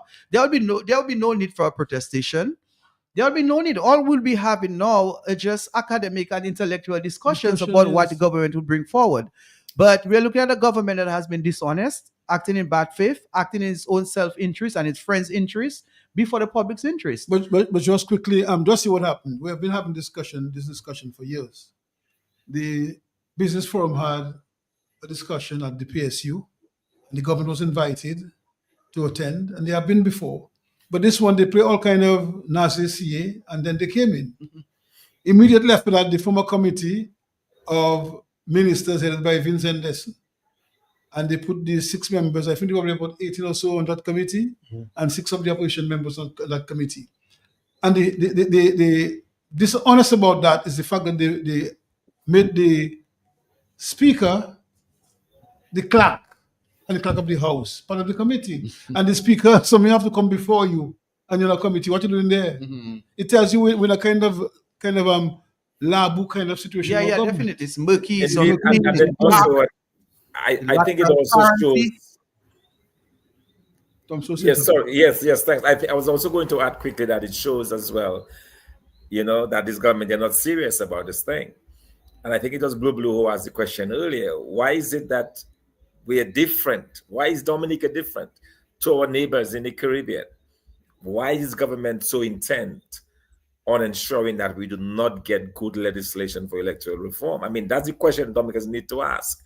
And that is why, that people who support this government in doing this, they're just as bad. That is the reason why we need to stand up. That's the reason why we need to stand together, all of us, all of Dominica, against what the government is trying. Because that is something that could be done, as Josh rightly stated, as a matter of routine. The list is dirty, you cleanse it, you do the legislation, you go through, and everybody is happy. But why it is that you're going to such lengths after having stolen how many elections in Dominica? Enough is enough, man. Enough is enough. And I think that is what the people of Dominica has to be saying and pushing, that enough is enough. We've taken enough of this from this government, and we are not prepared to take any more. And that should be the stance that we adopt. We are not prepared to take more of this from the government of Dominica, and we'll do everything within our legal and constitutional rights to make this statement and to let every person understand, both within Dominica and outside of Dominica, that we are serious about this. All right, Doc. Yeah, Lofty, can I come in? 1 minute. 1 minute, Zed. Oh, yeah. On the heels of Dr. Fontaine's comment here, I keep hearing Roosevelt Skerrit saying to the Dominican public, Josh, that it is the opposition people like us stopping the reform from going through. Oh, we're standing up, we're protesting, with this, with that. Now, the risk or the very thin line we run there with Roosevelt is that if we keep protesting, we may run the risk of having another election with the very same situation. Nothing will be changed.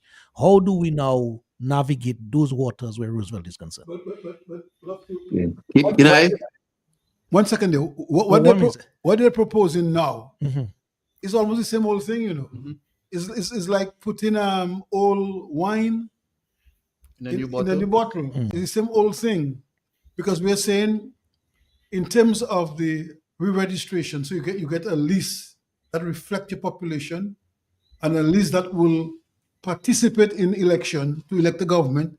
At the end of the day, the winning party can celebrate fine, and the losing party can call and say, congratulations and best wishes, and I'm available to assist wherever possible. So The question I'm getting at, Bosso, is, for example, March 19th come, the people come out in their numbers, they stop what is to be before Parliament, that is stopped, that is shelved.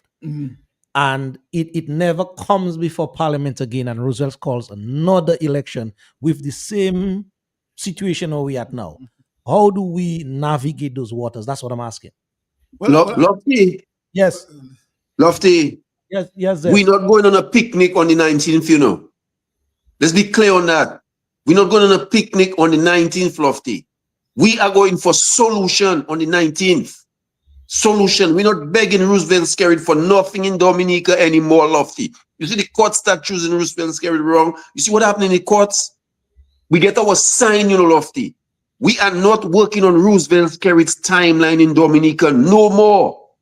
That's why we have to do this thing right. That's why we have to sacrifice and mobilize this thing. We're not going there for no joke thing. We want to send a message to Blackmore and Roosevelt Skerrit, because they keep promoting this idea that Dominicans don't care, people not involved, people not nothing. We're going to destroy that idea.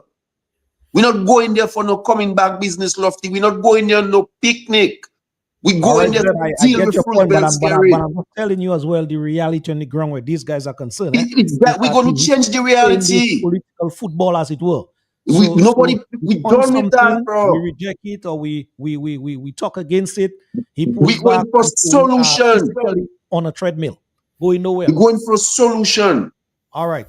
Thank you. Let's see if we can entertain a couple callers here. The conversation is now, sort of getting where we want it to get. Caller, yes, good evening to you. Good evening, gentlemen. Very interesting discussion. Yes, good evening. Let me start on the premise that it is clear to all that this government is not a genuine broker in the discussion and in the effort for electoral reform. Let us be clear. Baldwin Spencer, Prime Minister of Antigua, he took the bold move to have electoral reform and cleaned up the voters list within less than 4 or 5 months. And they had a new list, clean list, and they were able to hold elections. He may have lost, but that act was an act of statesmanship. And that is what is lacking in this government, not only in Roosevelt's character, but in the other members of the government, those who form that cabinet, those who support and prop him. They must acknowledge that electoral reform is not a partisan, a personal agenda. It is what is best practice so that we have the best system in selecting a government to govern over the people for 5 years. And so let's be clear that they are not honest broker in that process. And it has reached a stage where the dialoguing no longer has effect. And so the people are left with no choice but to gather in significant numbers that can send a very strong and shocking message to this government that what we want is electoral reform that is fair, so that all sides can participate and may the best team win within the laws and the confines of the Constitution. That is all we're asking for. And so if we continue to think that this guy is going to hand over electoral reform, then we will keep dreaming. But we have to gather in sufficient numbers to send that message. Straight up. And so it is clear that electoral reform, they will have narratives saying it's you that stopping it, it's you that don't want it. They will say you want this, they'll say you want to pay opposition parties to all types of distraction. Let us be focused. What we want is a system that anybody that participates under the law have an opportunity to win free and fair. And anything that is not going to deliver that to the people, after all those years, over 15 years, we still there nausea in. Now the whole we playing with that thing. After 15 years, we still there nausea in. It is time for the people to say what they want, demand what they want, and get what they want. Thank you, gentlemen, and good night. All right. Thank you very much, my brother, for your comment here, indeed. Yes. Zed, you want to point a while ago? Doc, you want to point? Yes, sure. Yes. Go ahead. I wanted to make a very go ahead. point Go ahead, brother. Go ahead. And it has to do with the whole what we're fighting for, and putting that against some of what we've been hearing, that we do not want the people in the diaspora to vote. And that is such an esteemed right that they have. But let us remind everyone that there was an election in 2022. Did the diaspora come in to vote? Did they come to vote? If it was about voting, if it was about exercising that franchise, they would have come in their numbers, because there were constituencies where the vote was contested. Did we see any diasporans coming in to vote? No. So it seems to me that those who have been coming is with a specific purpose of ensuring that the Dominican Labour Party remains in office, and that cannot be correct. That cannot be right. So that's why we're saying that when we have the re-registration, all those who qualify under the laws of Dominica will be qualified. We are not discriminating against diasporans or those living overseas. We want them to be part of the process, but it has to be done in a manner where the playing field is level. It cannot be that one party, because they're in office, can use the resources of the state at will to bring these people in at the expense of the other party. That should not be, that should never happen, right? And let us remember ultimately that we are guarding our democracy. Good electoral reform will work. Someone is writing now, here it a will work in message the here which future. reads: the message on the 19th must be crystal clear that any electoral bill without campaign finance regulations and re-registration of voters to clean the voters list is not acceptable. Would you guys agree to that statement from this person writing? Well, definitely. Even a case why campaign finance regulation is important. Campaign finance laws ensures that there is transparency. It is not right that any politician or political party can get money from any source without disclosures to the public. Because as we stated earlier, Politicians can get money from drug dealers, from money launderers, from scams, enemies. You understand? Because I mean, we have to look at foreign policy and diplomacy, and a politician take money from a state enemy. So for that purpose alone, we need campaign finance to ensure that there is transparency and accountability. We also speak of the importance of having a level playing field.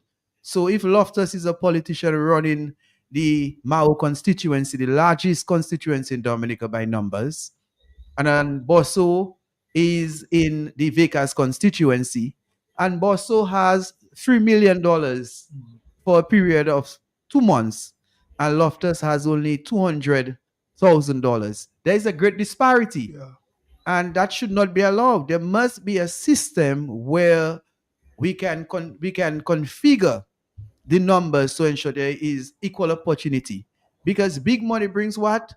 Undue influence and corruption. And that's another reason why we need campaign finance legislation. And it's not just abstract. We have seen what's happening in Dominica. We have the Dominica Labour Party bringing in foreign artists, and we're hearing that they're being paid hundreds of thousands of dollars. You're hearing about rallies being held by the Dominica Labour Party, and millions are being spent, as opposed to opposition parties having a little rally costing about $80,000. So there has been a great disparity. A great disparity brings an unlevel playing field. And that's not good for our democracy, because actions like that undermines a democracy, not only in Dominica, anywhere in the world. And that is why governments have ensured that they enacted laws to regulate campaign finance for that very reason, because they did not want their democracy to break down, to dismantle. Another reason why that particular commentator is correct is we have a bloated voters list. You cannot go to parliament to confirm uncleanness. And that's the bottom line. I mean, we have nasty music right now. Let us refer to this government as a nasty government. It's a nasty Labour Party, because you have a list that is bloated. You have a list that is unclean. The public is simply asking you to clean the list and do it properly. Is it that you like nastiness? You like dirtiness? You like uncleanness? You like to associate with darkness and anything that is dirty? Well, yes, that is what you want to be associated with. And the public has all the reasons in the world to come out on the 19th to make it known clearly to this government that we are no longer going to accept nastiness. This is a piece of rock that is blessed. I continue to say and advocate that Dominica continues to be the best place in the world to live, irrespective of this irregular government, this abnormal government, this nasty government. Dominica is one of the few places in the world, even as we speak, you can drive to Meru, go on the beach, and enjoy yourself. You can even go to Laie River if you wish to go to the river.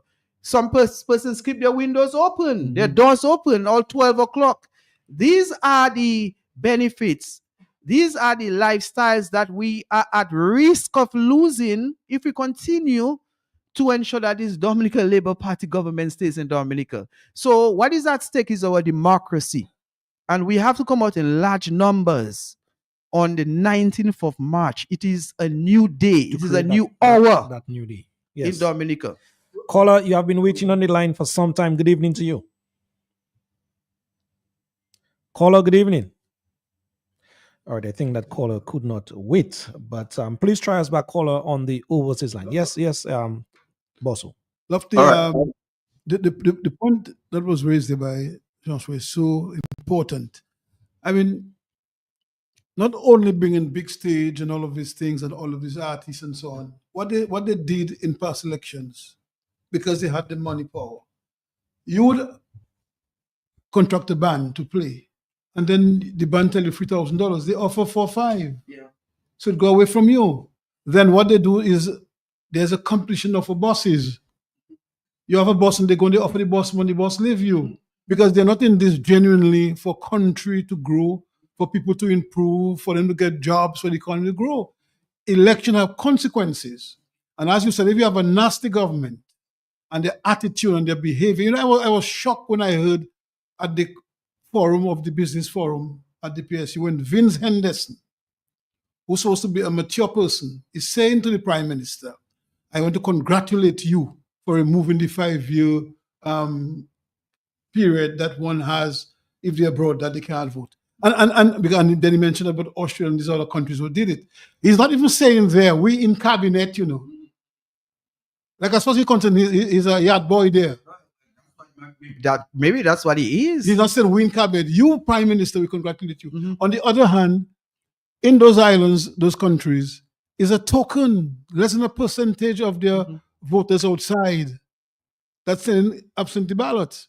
In our case, if you make a good survey, there are more Dominicans away from Dominica, you know, the 9 Dominica. And therefore, if in those islands you mentioned, their votes, when they send back, it doesn't influence the outcome. In our case, you see in marginal seats. A guy was saying to me he was a Labour right, and now he's no longer Labour right. And he was saying to me, give me an example of St. Joseph. When they saw Monel was leading in St. Joseph. That was in 2014. 2014. What they did, they decided how many people to bring in to offset the little margin she had in lead she had there. So obviously, you take away a seat from somebody who have been there working, giving service, helping in community projects there, and because you bring people in, you pay their bus fare, you pay their plane, and all of that. You Give them pocket change, and the result change. And you expect people to sit back here and say, well done, and give you a clap. No, it can't be business as usual, as I said. It has to be a determination by the people of Dominica to ensure that the Labour Party don't even do things better, just get out of government. Well, that's what we're trying to do. Is to get out of those bad behavior. All right, guys. Hold on a while, said I have to navigate a number of people here and a number of situations, a number of text messages, WhatsApp, whatever message. So let me just get to some of the private messages here. This person is saying here, remember to ask the labor unions and private business owners, to allow/encourage the members and employees time to participate in the planned protest for good and accountable government on 19th of March. Would you guys subscribe to that? Oh, yes. Yes, very much, 100%. That asking because this is not a UWP, UPP, Freedom Party, or whatever else business. It is Dominica business, and therefore it has happened before as well. It's happened before, right. Where businesses allow their workers time, schools allow their children time, and it has happened before. This is about us. It's about our country. Why not? Because Mark, I was speaking to somebody earlier on, an influential person in society. And he was also saying to me, man, if we don't get this right, this man will believe he owns the place and can do us whatever he wants. He have done us enough, and we need to stand up and say enough is enough. We need to. Lofty. Yes. Go right on. Lofty, you might have to take a little more time, man. Though, just be easy. Mr. G will understand. Listen. Well, we already took the time in us that we winding down in like 13 minutes. Yeah, we got to talk to the people tonight, Lofty. We got more things to talk about. Lofty. I want Brother So called a while ago talking, and I'm glad I hope he's listening. I want to talk about Roseau. The Danny, Lucas, the others, the up in the south, the whatever. We gotta mobilize Roseau. I want to ask Brother So and Brother Danny and these others. We have to mobilize Roseaus. We have to mobilize Roseaus. I am very dissatisfied with the Roseau attendance at these last set of protests. It says there is no mobilization taking place in Fokole, in Gotha, in Harlem, in Bath Estate. There is no mobilization. No mobilization, but more. Well, I don't mean it like that. I'm just, you know what I mean? You know me. I'm just trying to get the psychology right. I understand that. Yeah, we have to mobilize these places. They're critical. We are going to make sure people come from the countryside, but Roseau has been an integral part of the thing. And there is no reason why we shouldn't be having people even after work ramping up the place. You understand? So what I'm getting from is that before I go to that caller, at least the 4 Roseaus should be able to deal with what is to come on the 19th. At least the 4 Roseaus. Boy, Gassa, listen, the thing is real, Our business is not making money. All the small businesses in Dominica on the verge of closing down, It's not no joke thing, The thing is real. People there working, not getting paid. The thing is real. All right. You understand? It is real as can it be real. Yes. Yeah, it cannot get any realer. You understand? So what I'm saying is The thing isn't, the ball is in our court. With that overseas line, And so let us go full press. We do apologize indeed. Yes. Caller, yes, good evening. All right, again, we cannot get through this overseas line. But the guys, yes, we're trying to get through the overseas callers, but something seems not right with them. So again, callers, we apologize to you guys, the overseas aspect of things here. I mean, Lofty, Brother Zed said, the thing is real, it's true. I mean, you have persons who have committed themselves to their community, their country, and they are put through all of this kind of arrest and so on. You had a member of parliament who was in his constituency in what you call it, place there. So let me just tell the overseas callers, just to facilitate them just for tonight, they can call my phone on WhatsApp, that is 245-2396, and I will try to get the audio through the console. All right, again, my personal number 245-2396. Let me see that slower. 245-2396, and I will try my very best to get you guys contribution in here tonight. All right, that's the alternative. Yes, boss. Yes, so saying a member of parliament was in his constituency visiting, okay, and he was picked up. I mean, where else you have seen that? I mean, the diaspora were coming in for carnival, and I saw they were pitching roads with blocking the holes with tarish. I've never seen that before. So the thing is real. I mean, Dominica is in a situation where if we do not really put a handle to it, we'll just fall apart. True. All right. Not discount the fact that this country continues to depend on CBI revenue. And the CBI affair is very volatile. We can wake up tomorrow and the CBI can collapse. And if it does, it means that the public sector will collapse and the country economic infrastructure will collapse. And that is where Dr. Fountain has been coming in, explaining to the people of Dominica why we need to diversify, why we need to take the revenues which we have generated from the CBI thus far to get into the productive engine in the country. Because until such time, Dominica is in a very volatile and precarious situation. True. All right. Someone is using the alternative caller. Yes. Good evening to you. Let me see if I can get you through. Yes. Good evening, caller. Yes. Good evening, guys. Good evening to everybody and to the listenership. Yes, caller. Just bring up your voice a little bit and make that point succinct. Thank you. Yes, my bro. Yes. As has been said by many of you on the panel, we are in a situation that's very dire in Dominica at this point in time. And we need to understand, or people need to basically look within themselves. How do you feel about life in Dominica today? Are you truly happy with where you are? Are you truly happy with the opportunities that are there available for you? Are you happy with your police force? Are you happy with the fact that the police have been implicated in kidnapping of someone and bringing them into Dominica illegally? And that is fact. Are you happy with the fact that that could happen to you if you stand up in a particular way? Are you happy generally with everything that is going on in the country? Are you happy with the fact that one man's wishes seem to be up and ahead of yours and everybody else's? And the political party that he leads is intent on doing what he wishes and what he wishes only.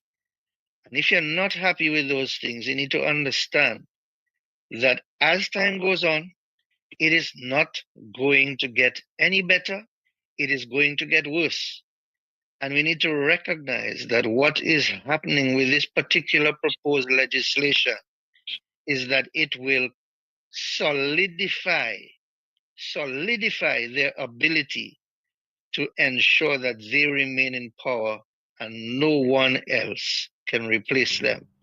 And so if you're not happy with your life today, you're not happy with where the country is going, you're not happy with the fact that you cannot get work, you cannot create work, and life generally is just difficult, your healthcare situation is dire, and all of that stuff, then you need to create that way where your wishes can go over and above his, where you as a people can decide who should represent you, and he can no longer decide that all on his own. Okay. And All right. So, caller, in closing, let me just give you at least 10 seconds to encourage your people back home to attend. right. So if that is the case, then you need to take a stand along with everybody else in the country to ensure that those who are stifling the leadership of the country and ensuring that they remain in power and that their pockets get fat while yours get slim, that they understand that you have the power and they do not. All right. And the only way to do that is to show your face on that day. Thank you. Thank you very, very much indeed. Thank you very much. Thank you. Yes, indeed. Those who have been trying my cell phone, you can, try again. That is very, very good indeed in terms of the alternative to what we have been speaking about tonight. Guys, we are about the wrapping up time in just a bit. So let me just go around the table, as it were, to get you guys, sort of parting closing comments, as we continue on the thrust for free, fair, and transparent elections in Dominica. Mr. Bosso, you're the chair of the ERC. What are you guys have been doing there? Well, we have been on the ball. What is afoot? We have been on the ball. We have written to number of heads of government in the region. The last letter we sent was to Mayor Motley, who's chairman of CARICOM. We have written to the OAS and many other organizations. So the world over knows what we are talking about, why we're talking the way we're talking, and what we think is right for Dominica. So we will remain on the ball, and I want to commend in closing Zay and his group in the overseas who have been working hard, organizing, assisting to ensure that the 19th become a success. I want to say it's a pleasure being with you, Lofty, and the Dr. Fontaine and Josh, and of course the CCM for organizing this discussion this evening, and for the many callers who call. Encourage your family, your friends, your neighbors, your community to come out in their numbers to say on the 19th of March 2025 that electoral reform is our business. And if you're not doing it well, then we want you to do it well, or else get out of government and let the country run properly. Thank you so much. Thank you, Bosso. Caller, yes, you're on the line. We have limited time. Yes. Hello. Can you hear me? Yes, good evening. Yeah, good evening. This program is at a very good time. And I think what's going to happen is we need to put ourselves together, not as individual parties, but as a unit. And I see that's what's happening right now, that the different parties are coming together. But we need to forge that relationship stronger so that the people of Dominica can see that we in the opposition come together as a unit, not as the UWP or UP, the other Freedom Party. And I'm glad this is taking place. It's happening in a nutshell. No, and I say in a nutshell because a lot of people figure that the UWP is the strongest sector in the opposition, but we cannot look at it in isolation.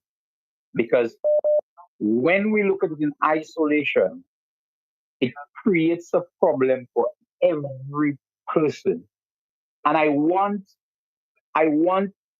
this kind of collaboration between the opposition parties to continue. And whenever the UWP is going to have a function anywhere, I want them to invite all the opposition parties. All right, caller, your point basically says that collaboration is the way forward, in a nutshell. Yes. Yeah, we have limited time. Thank you very much, my brother, for your very point here. Let's see if we can facilitate at least another caller on the line here. Caller, yes, good evening to you. Caller, good evening. Caller? Hello? Hi, good evening. Yes, Mr. Loftus and your crew on your panel. Yes, you're on. We have Mr. limited Loftus. time, but go right on. Yes, Mr. Loftus. I just want to say unity is strength and strength is power.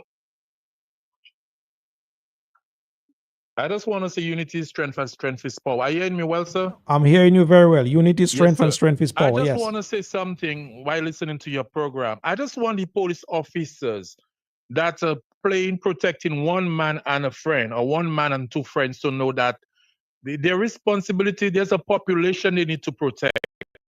And whatever goes on, and whatever people the unity is trying to bring together for a better Dominica and for success for their own families, their friends, and their native, I want them to have a conscience when that is taking place. I want them to think of themselves, where they are for the past 20 years as police officers. Are they where they should rightfully be, even if they have a leadership role playing to protect one man and a friend? But consider the nation. Consider what goes on is for the better of the people. And with a better Dominica includes your family, your wives, your mother, your children, your generation, your friend next door, another police officer. Please have a conscience. Do not let the people speak off their mind, because it's in the Constitution, it's their rights. As police officers, protect your people, protect a nation. Please, officers, stop protecting one man and a friend. Bless one, bro. All you take good care, man. God bless you all All along right, the my journey, brother. man. Bless up. Thank you All very right. much for Yes, sir. your comment here. Yes. Josh, your final parting comments, as it were. Well, commendations to all those who made this program possible this evening. It is the beginning of something new in Dominica. I hope there won't be disjoints between what has started and what is to come. I expect a flow, a connection to ensure that the people of Dominica come to understanding that we are working towards a new day, a new dispensation, a new era. And for us to get to that promised land, we must not only have a collective goal and a common goal and a common purpose, but we must work in unity. Several callers called in tonight to assert that very important point, that we have to work together. For when we work together, we are stronger. I am looking forward to work with leaders from every political party that understand the importance of coming together, working together for the common good. And the common good right now is to get a change of government. So what we are planning for the 19th of March is just part of it. It's part of the equation. It's a small fraction of the equation. There's something bigger. And what is bigger is to ensure at the next general election that the Dominican Labour Party government will be history. So once again, let me urge all of us to excite this thing. By nature, the electorate only follows excitement. So, for example, we had 2 days of carnival. What excited the people were the music, the rum, the good time. We have to find the formula to excite the bases in Dominica, excite the people in the Soufriere constituency, in the Roseos, in Portsmouth constituency, in the Granby constituency, even in the areas which are considered to be Dominican Labour Party, Jade Patat. We have to go into all the nook and crannies. We have to go to the ghettos. We really have to get the message to permeate, to sing, to infiltrate deep in the hearts of Dominicans that the time has arrived, the time has come for us to stand up, to resist this government, and to ensure that we will work till the end. We'll endure till the end. It's not just prayers, because right now we're going to the Lenten season. We're going through it. And I want to take this opportunity to ask all the praying warriors, all the prayer warriors out there in Dominica to pray for us, pray for the leaders, pray for everyone, and to ensure that we do the work. Is work and faith to ensure that we get results. So once again, thank you, Lord. Thank you, Bosso. Thank you, Dr. Fontaine. Zed Lloyd, thank you, brother, for the invite. And let us keep working together as a team. All right, Josh, thank you very much, my brother, for your closing comments here. You made some fundamental points tonight. Thank you very much indeed. We have a caller on the line here. Caller, let's see if we can facilitate you for at least a couple of minutes and then move across to Dr. Fontaine. Caller, yes, good evening. Hi, good evening. Hi, good evening. Dear panelists. For those of us in the diaspora who cannot be on the ground, can you please tell us how we can contribute to what is happening on the ground financially or otherwise, please? That's my contribution. Thank you. Have a good evening. All right. Thank you very much, my friend, for your very, very fine comment here. When Zed is doing his wind up, he will for sure polish your comment here. Doc, good evening to you again. Thank you very much, Fontaine, for being here with us. Your final comments.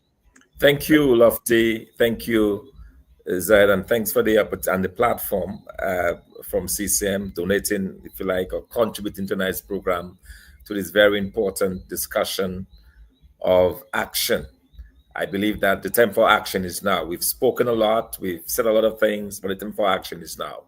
And this action must manifest itself with the people of Dominica coming out in their numbers. We want to see on the 19th, Dominicans of all walks of life. We want to see the government workers, the school children, the private sector workers, the port workers, the farmers, the public servants, from every stripe, from every part of Dominican society.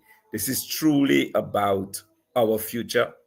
This is truly about sending a very strong message to this government that they must do what is right with regards to electoral reform. And what is right is ensuring that we have a re-registration process that takes into account every Dominican who qualifies to be on that list to allow them the opportunity to register. What is right is ensuring that we have campaign finance reform legislation that puts some brakes and some limits on excessive spending during election.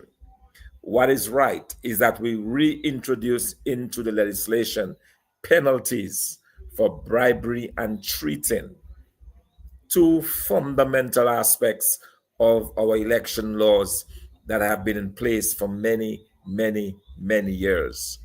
What is right is ensuring that the opposition has access to the state-owned radio, equal access.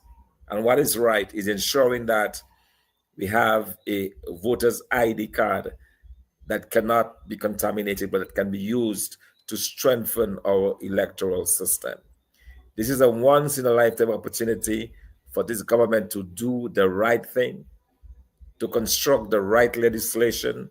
All of the ideas, all of the information is there. It is in the report of Sir Byron. It is in the countless recommendations that were made by Dominicans, average Dominicans throughout Dominica. It is in the submissions made by United Workers' Party, by the Electoral Reform Coalition, by other interested groups across Dominica. It is in the common voices of the average Dominican over radio, in a public meeting, in a town hall, expressing what they believe is right.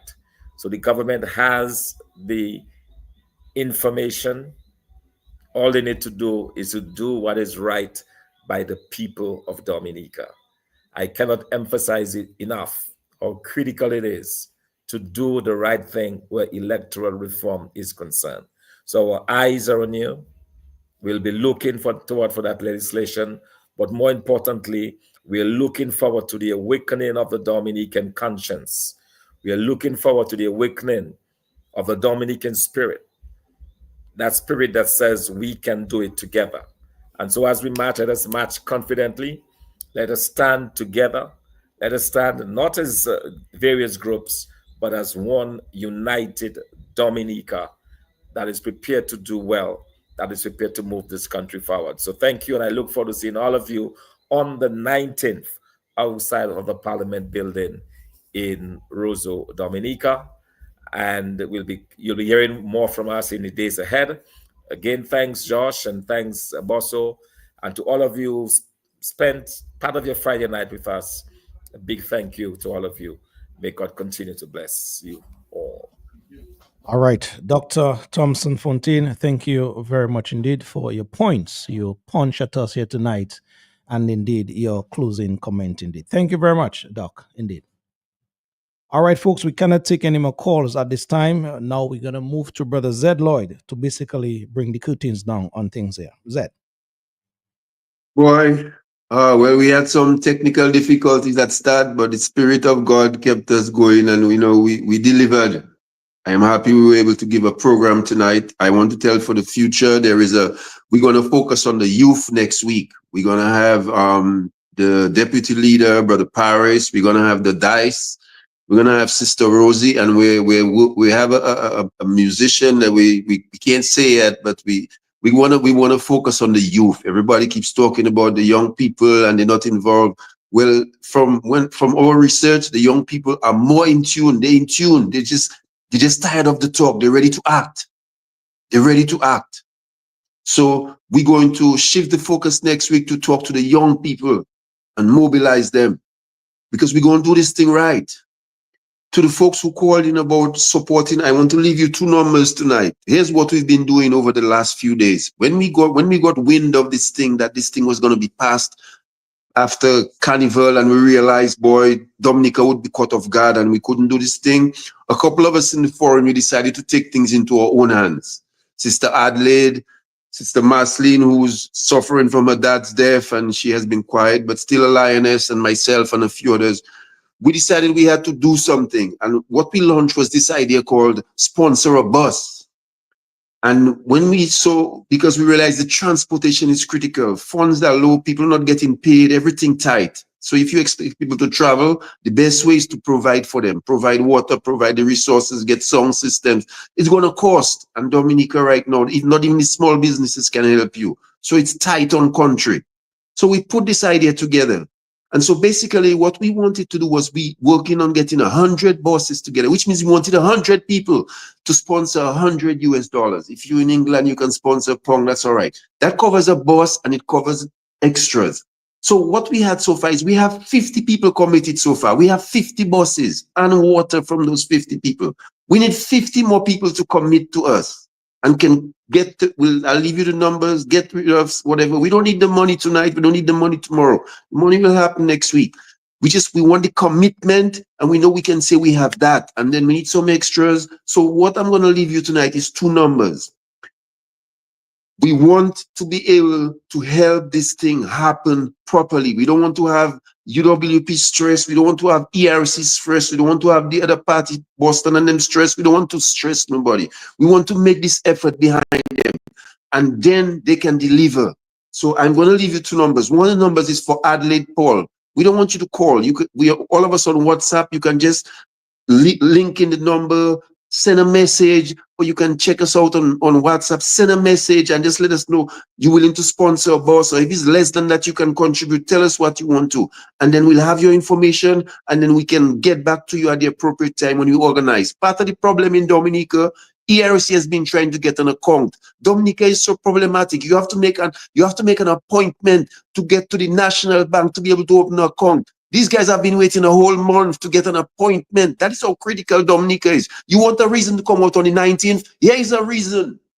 That we as a country, we used to be able to go into a bank, easily organize an account, do all your transactions. Right now in Dominica, it's problematic to deal with the bank. I had friends in Dominica for Carnival. They had to ask people for money because their card couldn't get money in Dominica. We have a problem. We have a problem. It's not just an electoral reform problem. We have a All right, problem. so can you just give us these contacts as we must wind down? Yeah, no, see, I get you, man. Just bear with me, man. Just bear with me. You understand? We gotta let these people know this thing is real. It's real. It's bigger than electoral reform. Dominica has a problem, a governance problem. And on the 19th, we have to address it. You understand? So once Adelaide's number is 646-258-9213. That's Adelaide Paul, revolutionary sister, been there on the front line. Just run that number again, that I'm taking that number so I can reiterate it before I close. Yes. Yeah, 646-258-9213. My number, Zedlaw. You can get me on Facebook, you can get Messenger, you can get me WhatsApp. It's 347-357-8449. 347-357-8449. We need 50 more commitments to sponsor bus and whatever else you can bring. Reach out to us, touch base. Just let us know you can and you committed, and then we'll get in touch and we'll do the thing. When the man them organize their thing down there, we'll organize the monies in one way so there's no lily-darling and all them things. We don't want to get involved in them things in any arbitrary way. You understand? Let us help make this happen. Don't complain. Call your friends. Write on your Facebook page. Put nice March 19. Spread the thing. Spread the thing. Let us do this thing the right way this time. We can do it. We have done it in the past. We have Dominicans, and we can make this thing happen. It's time to deal with Roosevelt's carry the right way in Dominica. God bless. All right. God bless indeed, my brother Zed. Thank you very much. Outspoken, patriotic brother Zed Lloyd, indeed. Yes, folks, you have been listening to the program, the CCM program tonight. We had a very, very full house tonight in terms of Mr. Johnson Boston, who is the chairman of the Electoral Reform Coalition movement in Dominica. You also heard from Mr. Joshua Francis, attorney at law, and also, and maybe even more importantly to the discussion we're having here tonight, the UPP, Josh, United Progressive Party in Dominica, the leader of that party. We also have the leader of the United Workers Party, that is Mr. Dr. Thompson Fontaine, indeed, and also Zed Lloyd, basically putting things together where I don't like to say the diaspora, the people living overseas out of this country is concerned. So, Zed Lloyd, thank you very much, my brother. One love. More arduous efforts indeed March 19th, as the call to action is Dominicans. If, for example, campaign finance is not part of the bills, if the re-registration aspect is not part of the bills, if the voter's ID card is not part of the bills, then we have much to talk about and much to act about. So let us come and stand in defense of our democracy and our country. Whitey Kubul indeed. Folks, it is 9:15. Thank you very much for your eyes and ears each and every time. Again, the numbers that Brother Zed Lloyd hinted a while ago in terms of just where you can make your much needed contribution financial at that. These numbers, they are 646 258 9213. Again, 646 258 9213. That is Miss Adelaide Paul. And Z himself, his number is 347 357 8449. Again, 347 357 8449. Just in case you did not get it, 646 258 9213 and 347 357 8449. These are the two numbers, at least for now, you can call in with your contribution. Thank you very much, folks, for your eyes and ears. We bid you guys a pleasant good night indeed. Thank you.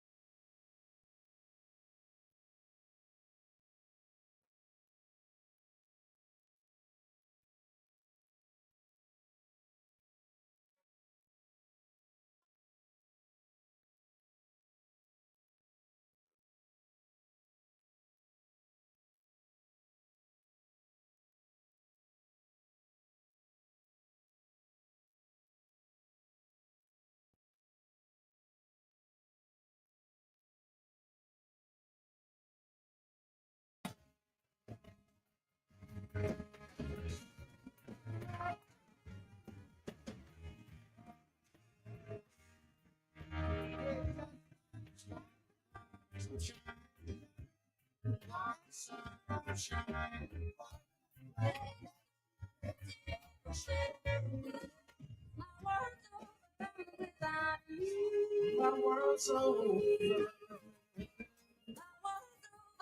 without you. My world's over.